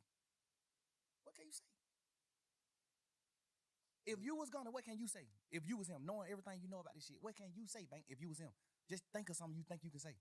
If you was in Gunna's shoes, what happened? I can't really put myself in his shoes because I'm just saying. But sometimes, guess what, bro? Feelings. That's the what I think he should say. If everything you saying is valid, I think he should call you and have a conversation. But would you take a conversation? Because niggas don't. You gotta think. I don't think I'll take the conversation. All right, so what can I say? I know that. I ain't even talking about what can you say to me or none of that. He might want to say something, but he know. So I don't want no conversation. So what can I say? I feel like you portrayed a certain image as soon as you got out of jail. Because nobody know you did what you did in the courtroom. So as soon as you got out of jail, you portray. As soon as you get out of jail. Well, like a couple hours. Yeah. Like you got out portraying a certain thing, a certain image. Woo. You saying these words. You saying goddamn this and that. You saying this when you first get out of jail. You saying all this shit. Then the video come out. Then it's just like, but this what the world got to start doing, Bank, including you. We got to start putting ourselves in people's shoes. That's why I said, if you were him, knowing everything that you know, what would you say? I probably would do the same thing, not say shit, because I'm knowing my man. I don't want to say nothing to the internet or to nobody else. I know that nigga don't want to hear this shit. No, but you got to understand, the way you put it is almost like you, this interview is almost going to be you telling him what he can go with. We ain't talking about that. We talking about fuck none of that. Nah, cause you got to think. Like, you got to think. If he's sitting around saying like, damn, I'm telling him what he can go with. His move, his next move. We ain't talking about that. It's cool. I tell him his next move because I'm just a nigga like that. Like, I don't want to see no nigga down. I tell a nigga move. Bro, do this. Why is you saying you can do this? That you going to spray the ops hood? When you just said it's an old trial. It's an old case. Go ahead. Continue. That would make me say that. But all right, obviously, if you said you took the conversation, then I would say what I say. I ain't talking about what you'll say to me. What you'll say about what you did. Okay, just say you'll say it to me. Hold on, what he said? He already said it. Okay. I told you what he said to me earlier. That's what he said. The truth. You asked me what he said it already. I just told you. Yeah, I ain't never heard that. Yeah, that's what I'm saying. I just told you. He said, goddamn, bro, all these niggas on the internet saying whatever they saying, fuck that shit. I know my brother in that box, he ain't in the right head space. I know that nigga love me. He know I love him. I swear I would have never did nothing that I feel like it hurt this nigga, man. I'm just waiting till he get on. He gonna have to say fuck me. I understand all that. I feel like me being a man and we just talking about feelings and just putting it on the line. And he probably gonna be mad at me for telling you he said that, but he said that. What I'm saying is I understand that. I would think that he would say something like that. Hold on. That ugly money. Bomb drop for Big Bank with a good question. Okay, Bank, I see the journalistics. That was a question, and he said it so cool. That ugly money. Like, what's the difference between Yak being interrogation and you being interrogation? That ugly money. Okay, Bank, I see you, my brother. That ugly money. These are the see, and this the thing. Like, a lot of people were they didn't want no watered down shit. Like, at some point in time, you gotta ask the hard questions. We talking about journalistic shit. You gotta ask the hard questions. You know what I'm saying? And it just goes to see how your chops is if you can get that hard question off without running them off, without alienating them and things of that nature. So shouts out to Bank, because that was a hard ass question right there, and he slipped that in very smooth. I don't know how Thug is gonna answer it, but from the journalistic standpoint, hey brother, salute to you for that one, because. Like I said, a lot of times people go to these interviews and they ask these cookie cutter ass watered down questions or whatever about the shit that ain't really nobody even worried about. Like, that's a question that people want to know. What is the difference between Yak going in interrogation room and Thug going in interrogation room. And I guess we're about to see. Go ahead. Let's do it. And I know you're smart enough. You're supposed to be a man enough. You're supposed to be smart enough to say, I'm not finna do that. So I know all this shit that nigga sacrifice. I'm not doing it. In your mind, you taking that nigga fuck you. That's what it is. What else can it be? Obviously, you gonna say, well, I'm finna do what I'm finna do, and goddamn, I'ma just keep telling the world, man, and my brother, I love him. So you saying his whole campaign is a PR stunt? Not even to like bash him and that, bro. Cause I'm really. But that's what you saying? Yeah, I ain't even trying to. I'm just saying, like, I ain't even trying to bash him and that, but it's like you can't say nothing to make a man or what we identify as a man, a real nigga. That stand on morals. And let's stop right there. Nothing you can say. As a former street member, do you agree with what Thug just said? No, because at the end of the day, they bring up the name, you don't gotta acknowledge anything dealing with that name. Because at the end of the day, you don't gotta say nothing. That's what people don't understand, bro. You don't have to say nothing to them. Nothing.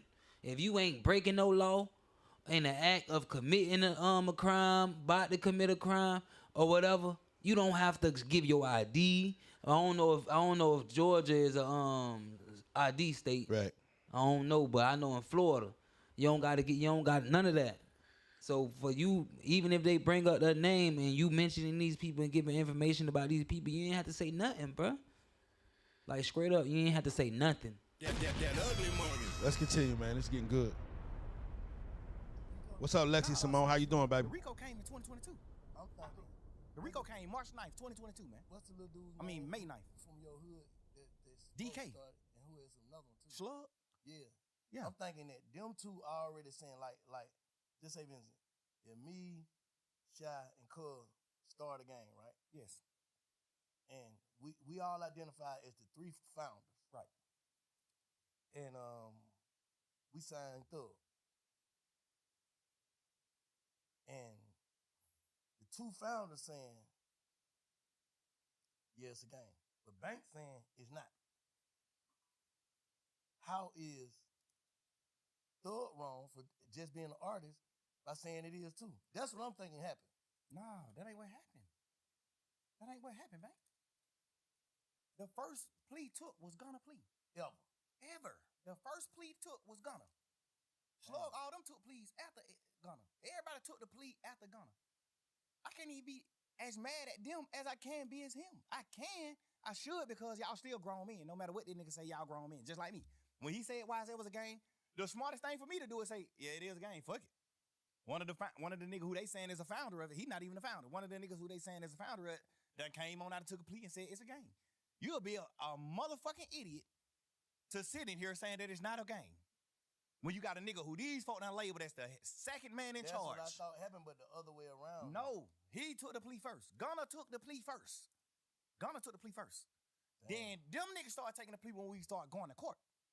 Gunna didn't never make it in the courtroom, remember? The first day of court was November 17th or December 17th. One of them days were the first time we wasn't on Zoom. The first time we went into an actual courtroom.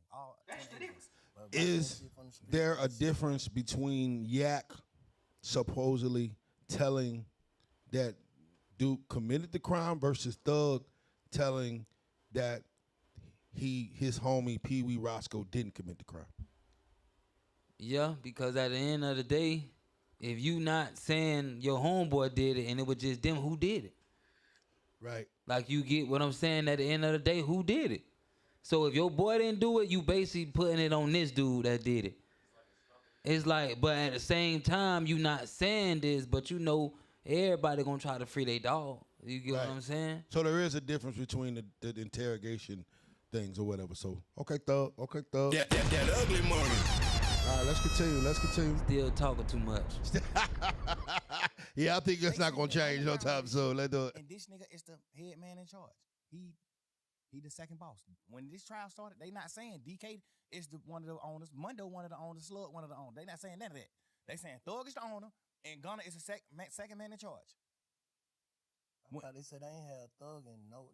I mean, not Thug. My bad. I thought they said they ain't had Gunna in like nothing against him. Gunna didn't have no case.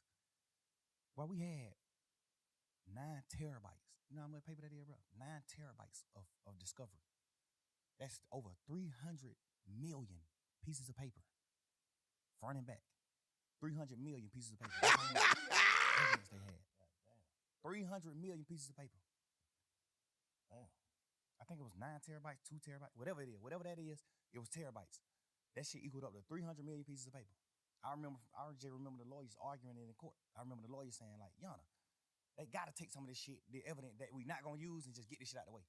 Because y'all just packing us with evidence, and we just got a little time to, like, go through the evidence. It's so much paperwork. Y'all might be coming to court trying to convict him on these 5 pictures. But you got 16 million pictures. I remember just going to court arguing about that type of shit with the lawyers. Like, Judge, we trying to dumb this shit down. Some of the shit they know they not using. So we need to know what they really using so we can focus on it. So it can be a fair trial. It need to be fair. So I'm saying that to say, out of all that paperwork, bro, Gunna's name went on 1 piece of paper out of 300 million pieces of paper. You know that? Yes. Hold up. Let me. I get your slide. Let me play devil advocate right now, okay? And I ain't trying to protect or defend or offend nobody. I'm just gonna keep saying that. What I'm saying is, all right, y'all ain't talking, right? Y'all ain't talking. Yeah. So me and Gunna? Yeah. While we locked up? Yeah. Nah. Okay. I called a few times trying to talk to him, but they were just giving me the runaround. That's when I started figuring out then, like, yeah. all right, just I don't get it. Your girl, his mama, you know what I'm saying? The women in your ear, like, they done got you in some, basically. You ain't on no paperwork. So basically, it's just like when Umfum called his case and went to jail all that time for nothing. That's how he would probably feeling like, I ain't finna go to jail for nothing. I understand that. Okay, I'm just saying, like, I'm just putting that in perspective.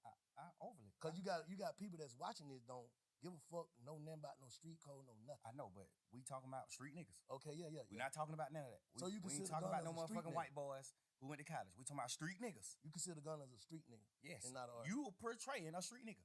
Okay. You talking about no telling in your song. You talking about street nigga. You talking about stepping on shit. You talking about all type of shit in your music. You standing on street nigga business. You do everything street niggas do. That's a fact.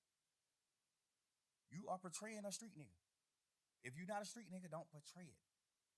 You portraying a street nigga. Street nigga aneurysms. You portray every one of them. Nigga, that's a fact. I look at you like a street nigga. You my little brother. I love you to death. I look at you like a street nigga, though. I don't look at you like a dork or no lame or none of that. I look at you like a fly nigga. You just kicking your pimping and doing this and that. But I definitely look at you like a street nigga. Okay, look. Okay, we got some accountability for that. And that's the last thing I'm saying. I don't want to sound like I'm trying to defend no nigga, but can you look at it like, bro, you got it. You had to be in a fucked up mindset if you pled guilty knowing you wasn't guilty. Overly. That's one of the things why I always, that's why I'm at the point now where I'm like, I feel like my back against the wall and people ain't heard me out. So now I understand his point of view. Like, damn, that's why I say shit like, I would love to hear what he got to say. Because then I can actually judge him. Tell it to you. Say it, nigga, say it publicly. Don't tell you me. Publicly said YSL is a criminal street gang and it must end. You publicly said, yes, ma'am, when they said, I know 3 or more co-defendants on this case. Well, 3 or more co-defendants on this indictment, which is the 28 niggas. I know 3 or more niggas that committed these crimes: murder, attempted murder, aggravated assault, damage to property, shooting at houses, petty car thefts, armed robberies. You said, I know 3 or more people on this indictment that has committed these crimes. Publicly. They asked you that in the courtroom. You said, yes, ma'am. First of all, you don't know nobody on this case. All 28 niggas, they from Johnbury South, Cleveland Avenue, and other places like that. He from the South Side. He don't know nobody on this case. All right, hold on. Is what he's saying making sense? And is what he's saying giving some kind of clarity to his actions? At the end of the day, your peers. you ain't telling on nobody, like putting them in a messed up position. But at the end of the day, you talking about. But at the end of the day, I kind of look at how he's saying stuff he heard and stuff like that, because that's a way that you could throw people off, because you may really have real deal inside knowledge, but you want to throw people off. You feel me? With I heard, I did that, and third, cause I do that. Cause he's saying basically the only reason that he was in the ain't no way he room, know that much detail though about this stuff if he don't have first. Ain't no way. What I'm saying is, what he's saying is the whole reason that he was in the interrogation room was to free Pee Wee Roscoe. Does that make sense? I wonder how you gonna do that though.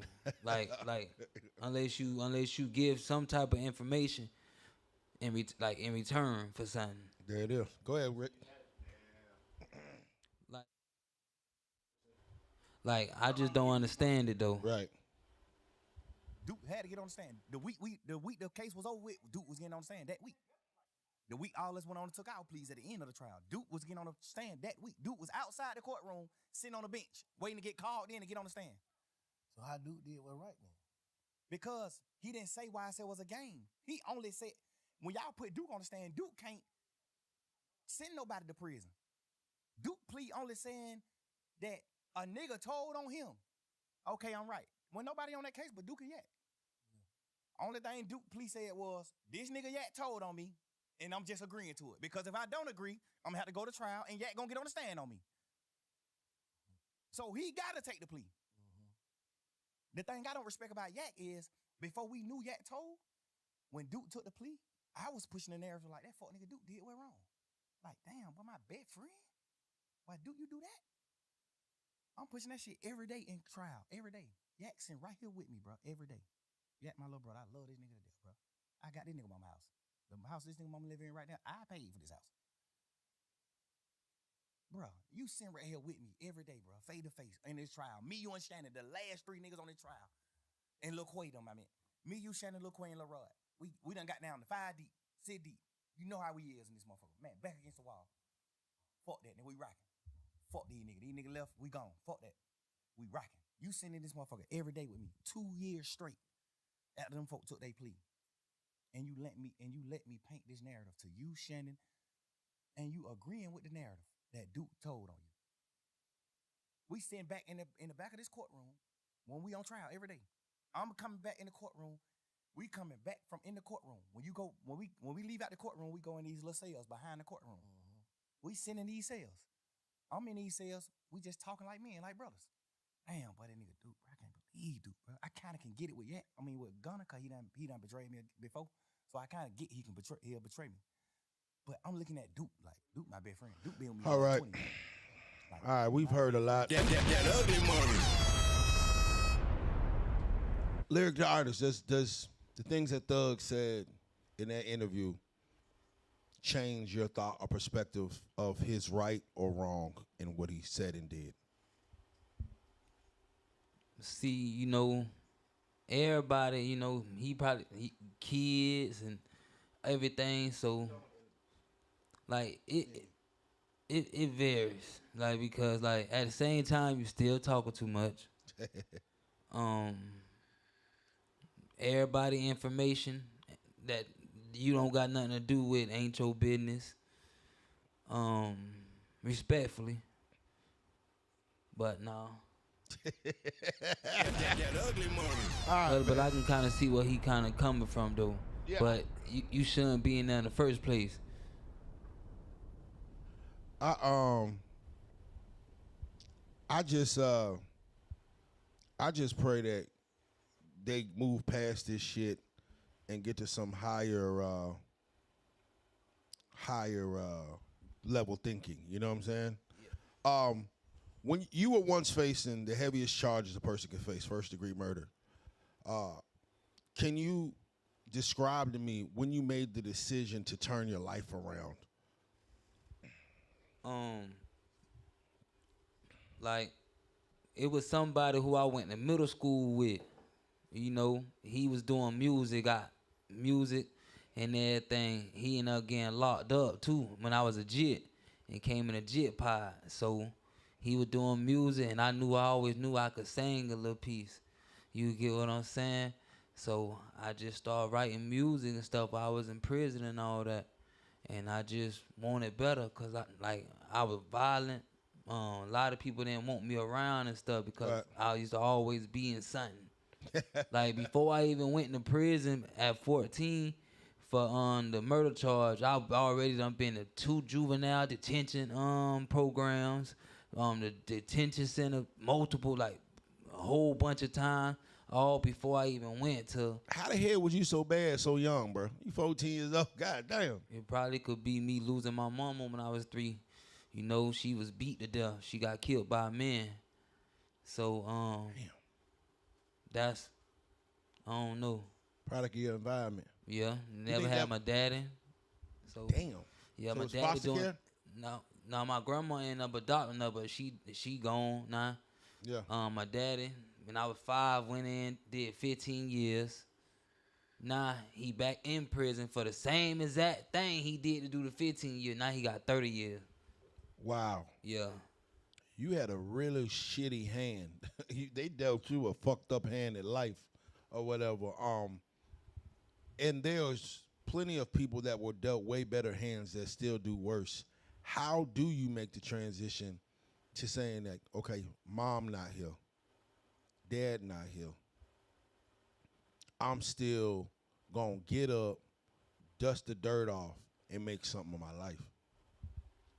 Because, like, you know, I beat all odds. Right. Like, you get what I'm saying? You don't have too many people get found guilty, come back. Like, you hear about it, but I'm talking about so soon. Like, you get what I'm saying? A lot of people, they be done did 20, 30, 40 years. I did almost 9 altogether. You get what I'm saying? So, like, from me knowing I had that second chance and knew I could get that second chance, I started meditating, focusing on myself, educating myself. And once I start educating and focusing on myself, like, it was like one day I was blind. Like, it didn't happen like overnight, but like one day I was blind. Then I went to sleep one night and woke up, and like the way I thought just changed. Like the way I looked at life, the world, everything just changed like in a blink of an eye. How seeing the fact, you know, it's a lot of artists that talk about streets. It's a lot of artists that talk about things that they ain't lived. I mean, yours is documented. You know, you can literally Google your name and all the information pops up. How does the authenticity of actually living what you're rapping about transfer to your music?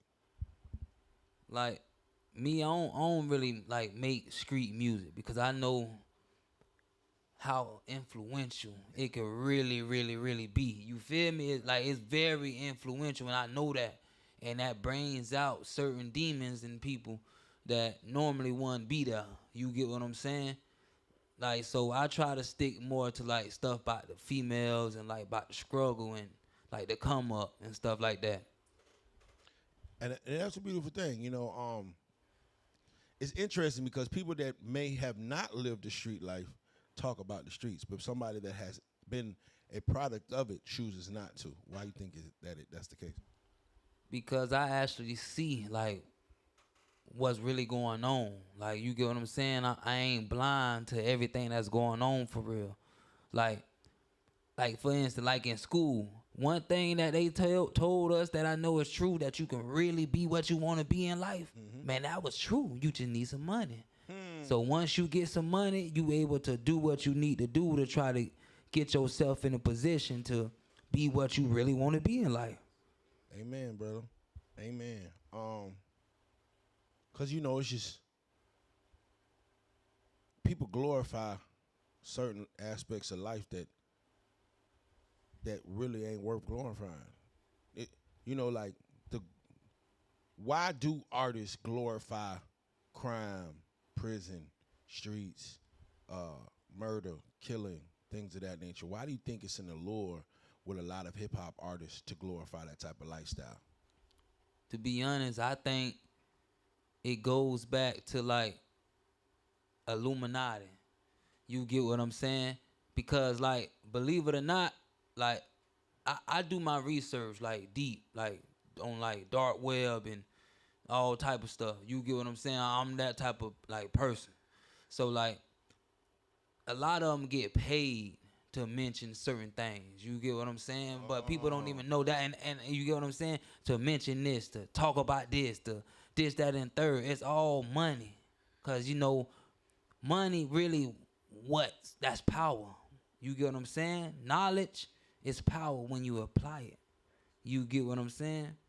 But all up over money. So you saying that these artists are pushing an agenda and they're getting paid for it? And then when you pushing all the violence and all that, and like I say, that is very influential. You got all these kids in these neighborhoods running around robbing, killing each other and all that, sending them to the prison system where they keep getting paid because all the prison system is one big corporation for real. Like, they would save money sending one of these kids or whatever to college. I'm trying to put it the right way. Hold up. It costs more to send somebody to prison than to send a person to college and give them a chance. And so the agenda is to keep the prisons full. Keep the prisons full so they can keep profiting off us. Cause come in, man, canteen and that's so expensive. You know the little Roman noodles, the 6-pack that was like 99 cents, $1 for the longest. Yeah. I'm talking about them things like 99 cents a pack, 50 cents, 75 cents a pack, just one pack. God damn, man. Now that you've beaten the odds, you were acquitted or you beat the murder case. You started making a name for yourself. What's the bigger picture? Where are you trying to go? What's next? Well, honestly, I'm just trying to get as big as I can get because at the end of the day, I believe my story can like touch people and let them see like, man, I used to be in the streets. Like, you can Google me, like literally. You get what I'm saying? And for me to actually come up out of it and try to reach something better, you get what I'm saying? Because I see that as more than just the streets when you actually look for it. But a lot of people don't know what to look for. You get what I'm saying? Right. And a lot of people ain't willing to take that chance on themselves. You get what I'm saying? Like, it's more to life than out there slanging and robbing and all that type of stuff. You just got to find it. What's the biggest difference between the industry and being in the streets? Most spotlight, I say, because business is business. If you in a dope game and a drug game, it's the same business as if you a plumber. It's the same business if you're a podcast host. You just gotta find your market, and when you find your market, you just gotta hustle. You just gotta shop, and just like you, if you slanging weed, you gotta know who smoke weed to even be able to slang it to them. You get what I'm saying? Right. So you gotta find your market. Once you find your market, you stay building, word of mouth, stuff like that. Do you think that as far as the next generation, there's a young kid that's going through the same things you did, maybe even sitting in that jail cell listening to this podcast, what's one message you want them to hear from you? Focus on yourself. Learn the law. You get what I'm saying? Educate yourself on stuff that's really going on. Get in tune with yourself spiritually so your third eye can open so you can see what's really going on around you. So you will be aware. Because if you have the knowledge, you able to apply that knowledge to gain. You get what I'm saying? So at the end of the day, focus on yourself, educate yourself on stuff they ain't gonna teach you in school, because they ain't gonna teach you a lot of stuff. In school, they gonna teach you to be a worker, to be a peasant, to not be your own boss. Cause like I said, I got my own business. I got a painting company. Congrats. You get what I'm saying? I paint houses and all that type of stuff. So like, you gotta be your own boss, because that's where the money really. Yeah, it may be slow, but once you build yourself up, hey, it's coming. Yeah, I think we need to spend more time in books and educating ourselves, whether it's books, YouTube, anything, you know what I'm saying? It's just too much money out here for us to have to continue to make the wrong decisions with shit, you know what I mean? Yeah. Like, you got a whole college handbook of everything you want to learn on YouTube. Goddamn, if you don't motherfucking goddamn figure something out. Like I said, you gotta wanna put it in the work. You gotta wanna learn this shit. You gotta want it, because if you don't want it, who gonna want it for you? Amen to that, bro. Amen. That ugly money. If you don't want it, who gonna want it for you? This is the Ugly Money Podcast. We salute the process of success. Everything between your first dollar and your first million. That's ugly money. The highs, the lows, the ups, the downs. I know it was a time in your life where you felt like things weren't going right. Name a time in your life where you fell down and you had to get back up, and how'd you do it? All right. Just recently, like I was homeless. Like in my city, both sides of my family, mama's side, daddy's side, I'm working. I got a job. Like I'm trying to do something. Like trying to make it out. You get what I'm saying? Trying. Nowhere to go. I'm sleeping outside. I'm talking about, because sometimes in Florida, it get cold during the winter. So I'm sleeping outside, man, cold, waking up. My whole body froze. I'm shaking to death. Froze, nowhere to go. Like I say, nobody reaching out, asking me how I'm doing. None of that. You get what I'm saying? So I had to use my knowledge that I had to apply and put myself in a situation where I can come up with some funds. Yeah. You get what I'm saying? And I ain't looked back since. Where'd you learn how to paint houses? I've been painting since I was a jit. Like, okay. Yeah, before I even, cause like my house that we grew up in, I used to help my granddaddy paint the house. Wow. And stuff like that.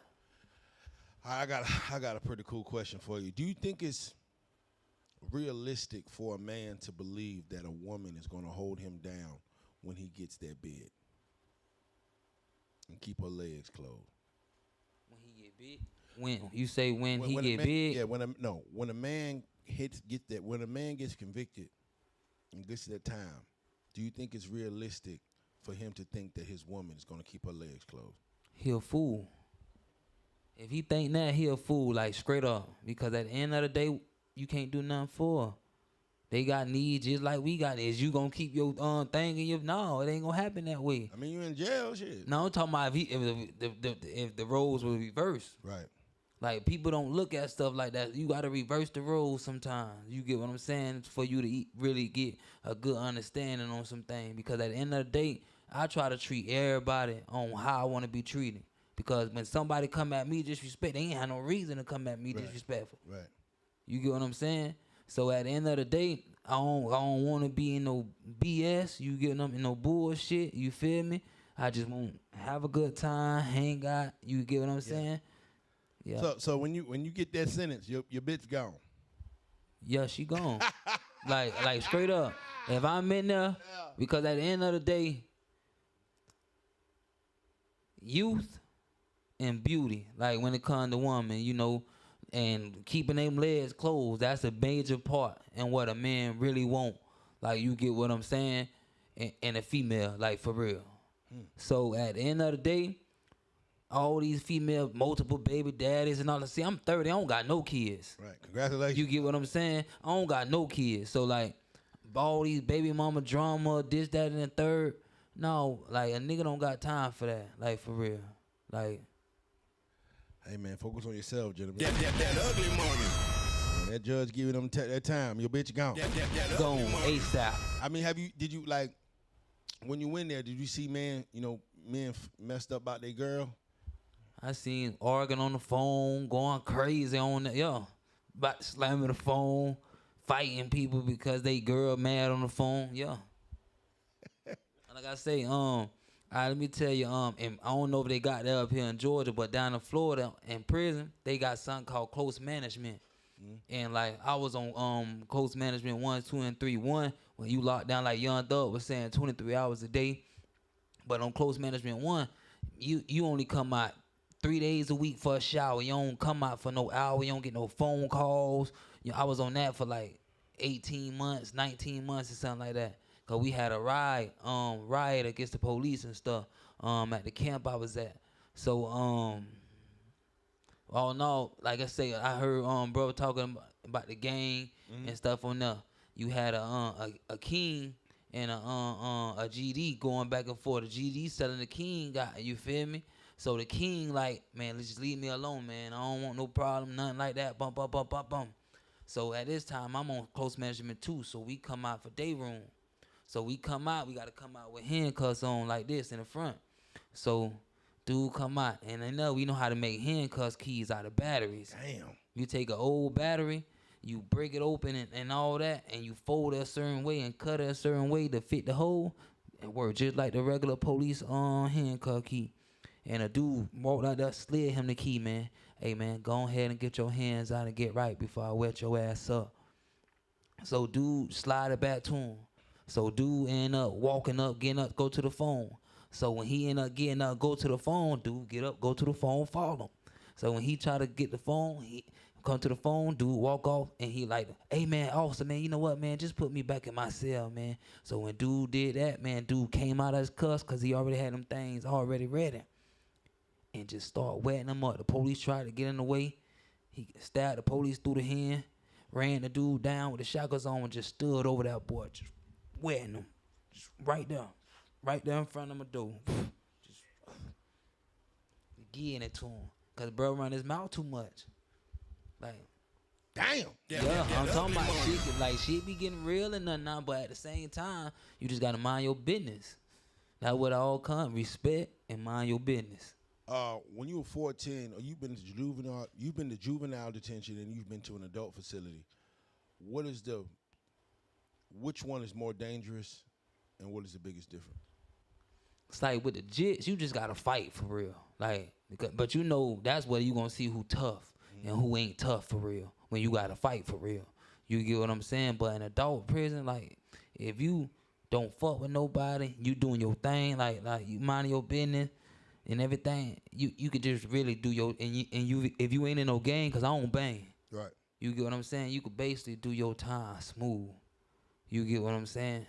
But if you bang or whatever, but you might get in some fuck shit, like your time gonna be hard. So the gang actually made your time harder, even though your so-called got protection. No, I don't bang. I'm not saying I don't bang. That's what we say in Florida. Like, I don't bang, meaning I ain't in no gang. Yeah, that's what I'm saying. Like, you're saying that the gangs will make your time harder. Like, you're more likely. Yeah, because at the end of the day, let's just say fencing. I say the Bloods do something to the Crips. All right? But I can't get this specific blood that got this specific Crip. I'm going to get one of his brothers. Like, you get what I'm saying? Just because I can't get you. You get what I'm saying? So it be situations like, well, you just may be in adult prison. You may just be standing there, never mess with nobody a day in your life. And you may just have macho men want to come out there and just come at you and try you. And then you got to put a motherfucker in their place. Because in prison, adult prison, they don't really do no fighting really too much. They kill. You get what I'm saying? Big niggas. Do big niggas got to fight in prison too? Hell yeah, a big nigga get wet up so fast. like for real. Like for real. Like people, like I say, in adult prison, people ain't really doing no fighting, they killing. That's the difference. Jits, they fighting using little poker, locks on the saw. Adults, they using stuff like this. Man, I done seen blades this long. Wow. From lawnmower blades and stuff. Damn, boy. That ugly money. Definitely got some shit in there. What's the craziest thing you seen outside of that last story? What's the craziest thing you seen while you were locked up? Tell me that story. Shit, boy, there's so many crazy shit I done seen. Tell me one. Probably the craziest thing is when the police, like, cause you know they be killing people in there. Like like people think the police in there be all good. But all right.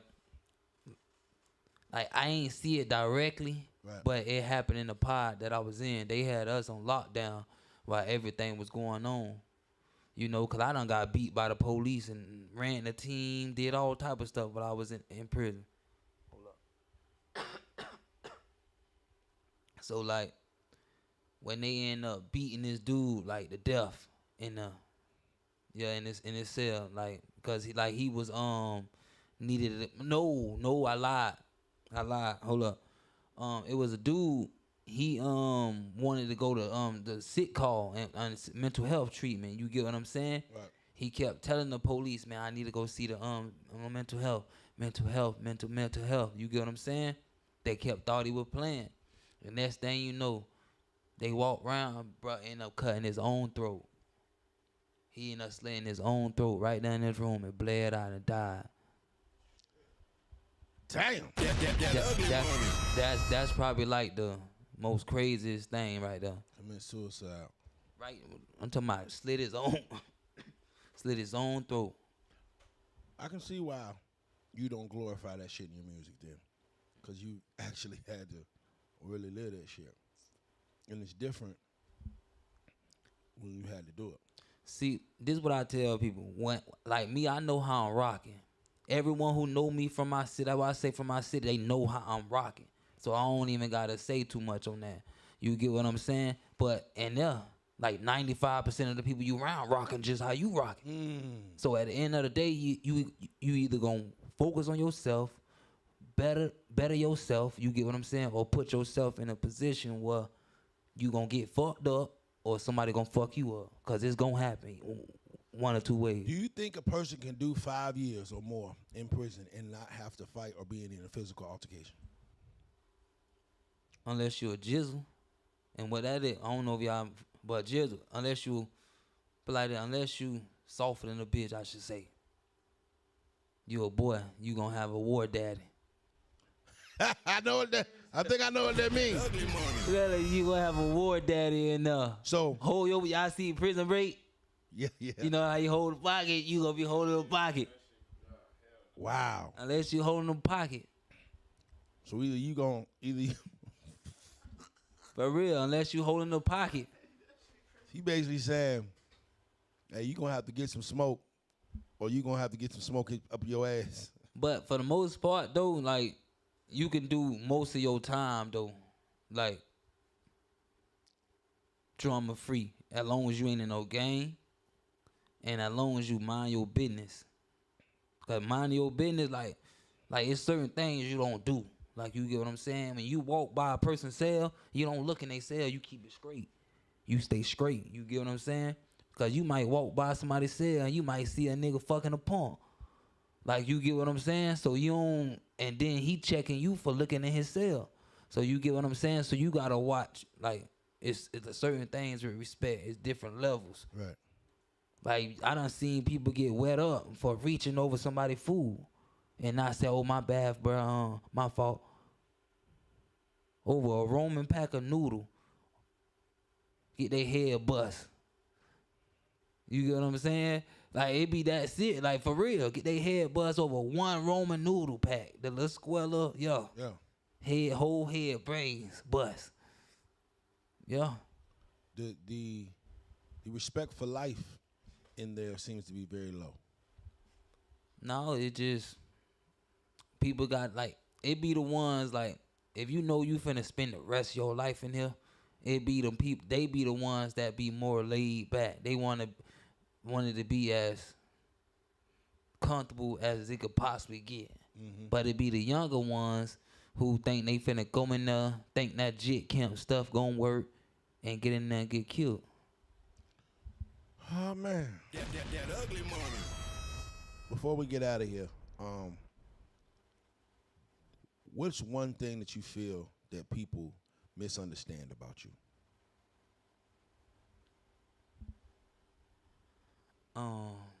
Shit, I'll say a lot of things they misunderstand, but if I gotta say one particular thing, I would say my drive to win. Like, if you get what I'm saying, because like when I literally tell you, bro, like how you was saying, Young Thug, I'm talking about literally, bro. I ain't never had nothing, bro.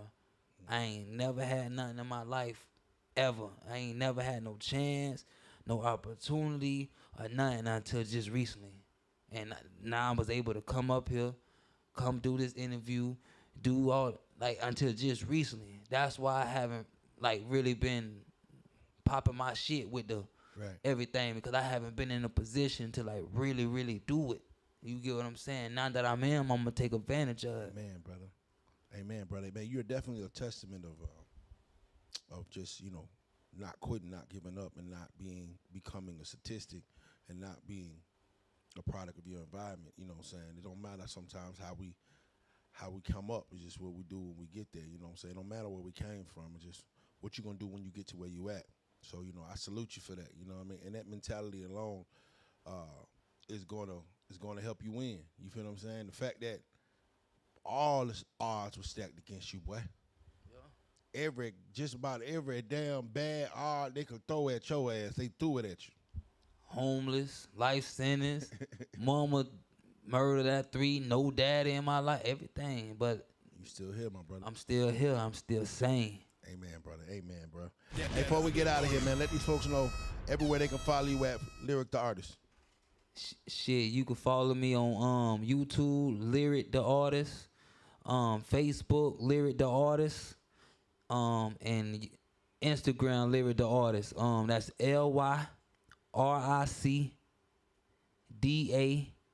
LYRICDARTIST, and put an underscore after that if it's on Instagram. All right, y'all can follow me at Ugly Money Nietzsche. That's Ugly Money NICHE. Remember, the bigger the dream, the bigger the risk, the bigger the payoff. This has been the Ugly Money Podcast with Lyric DaArtis. That ugly money. That ugly money. That ugly money.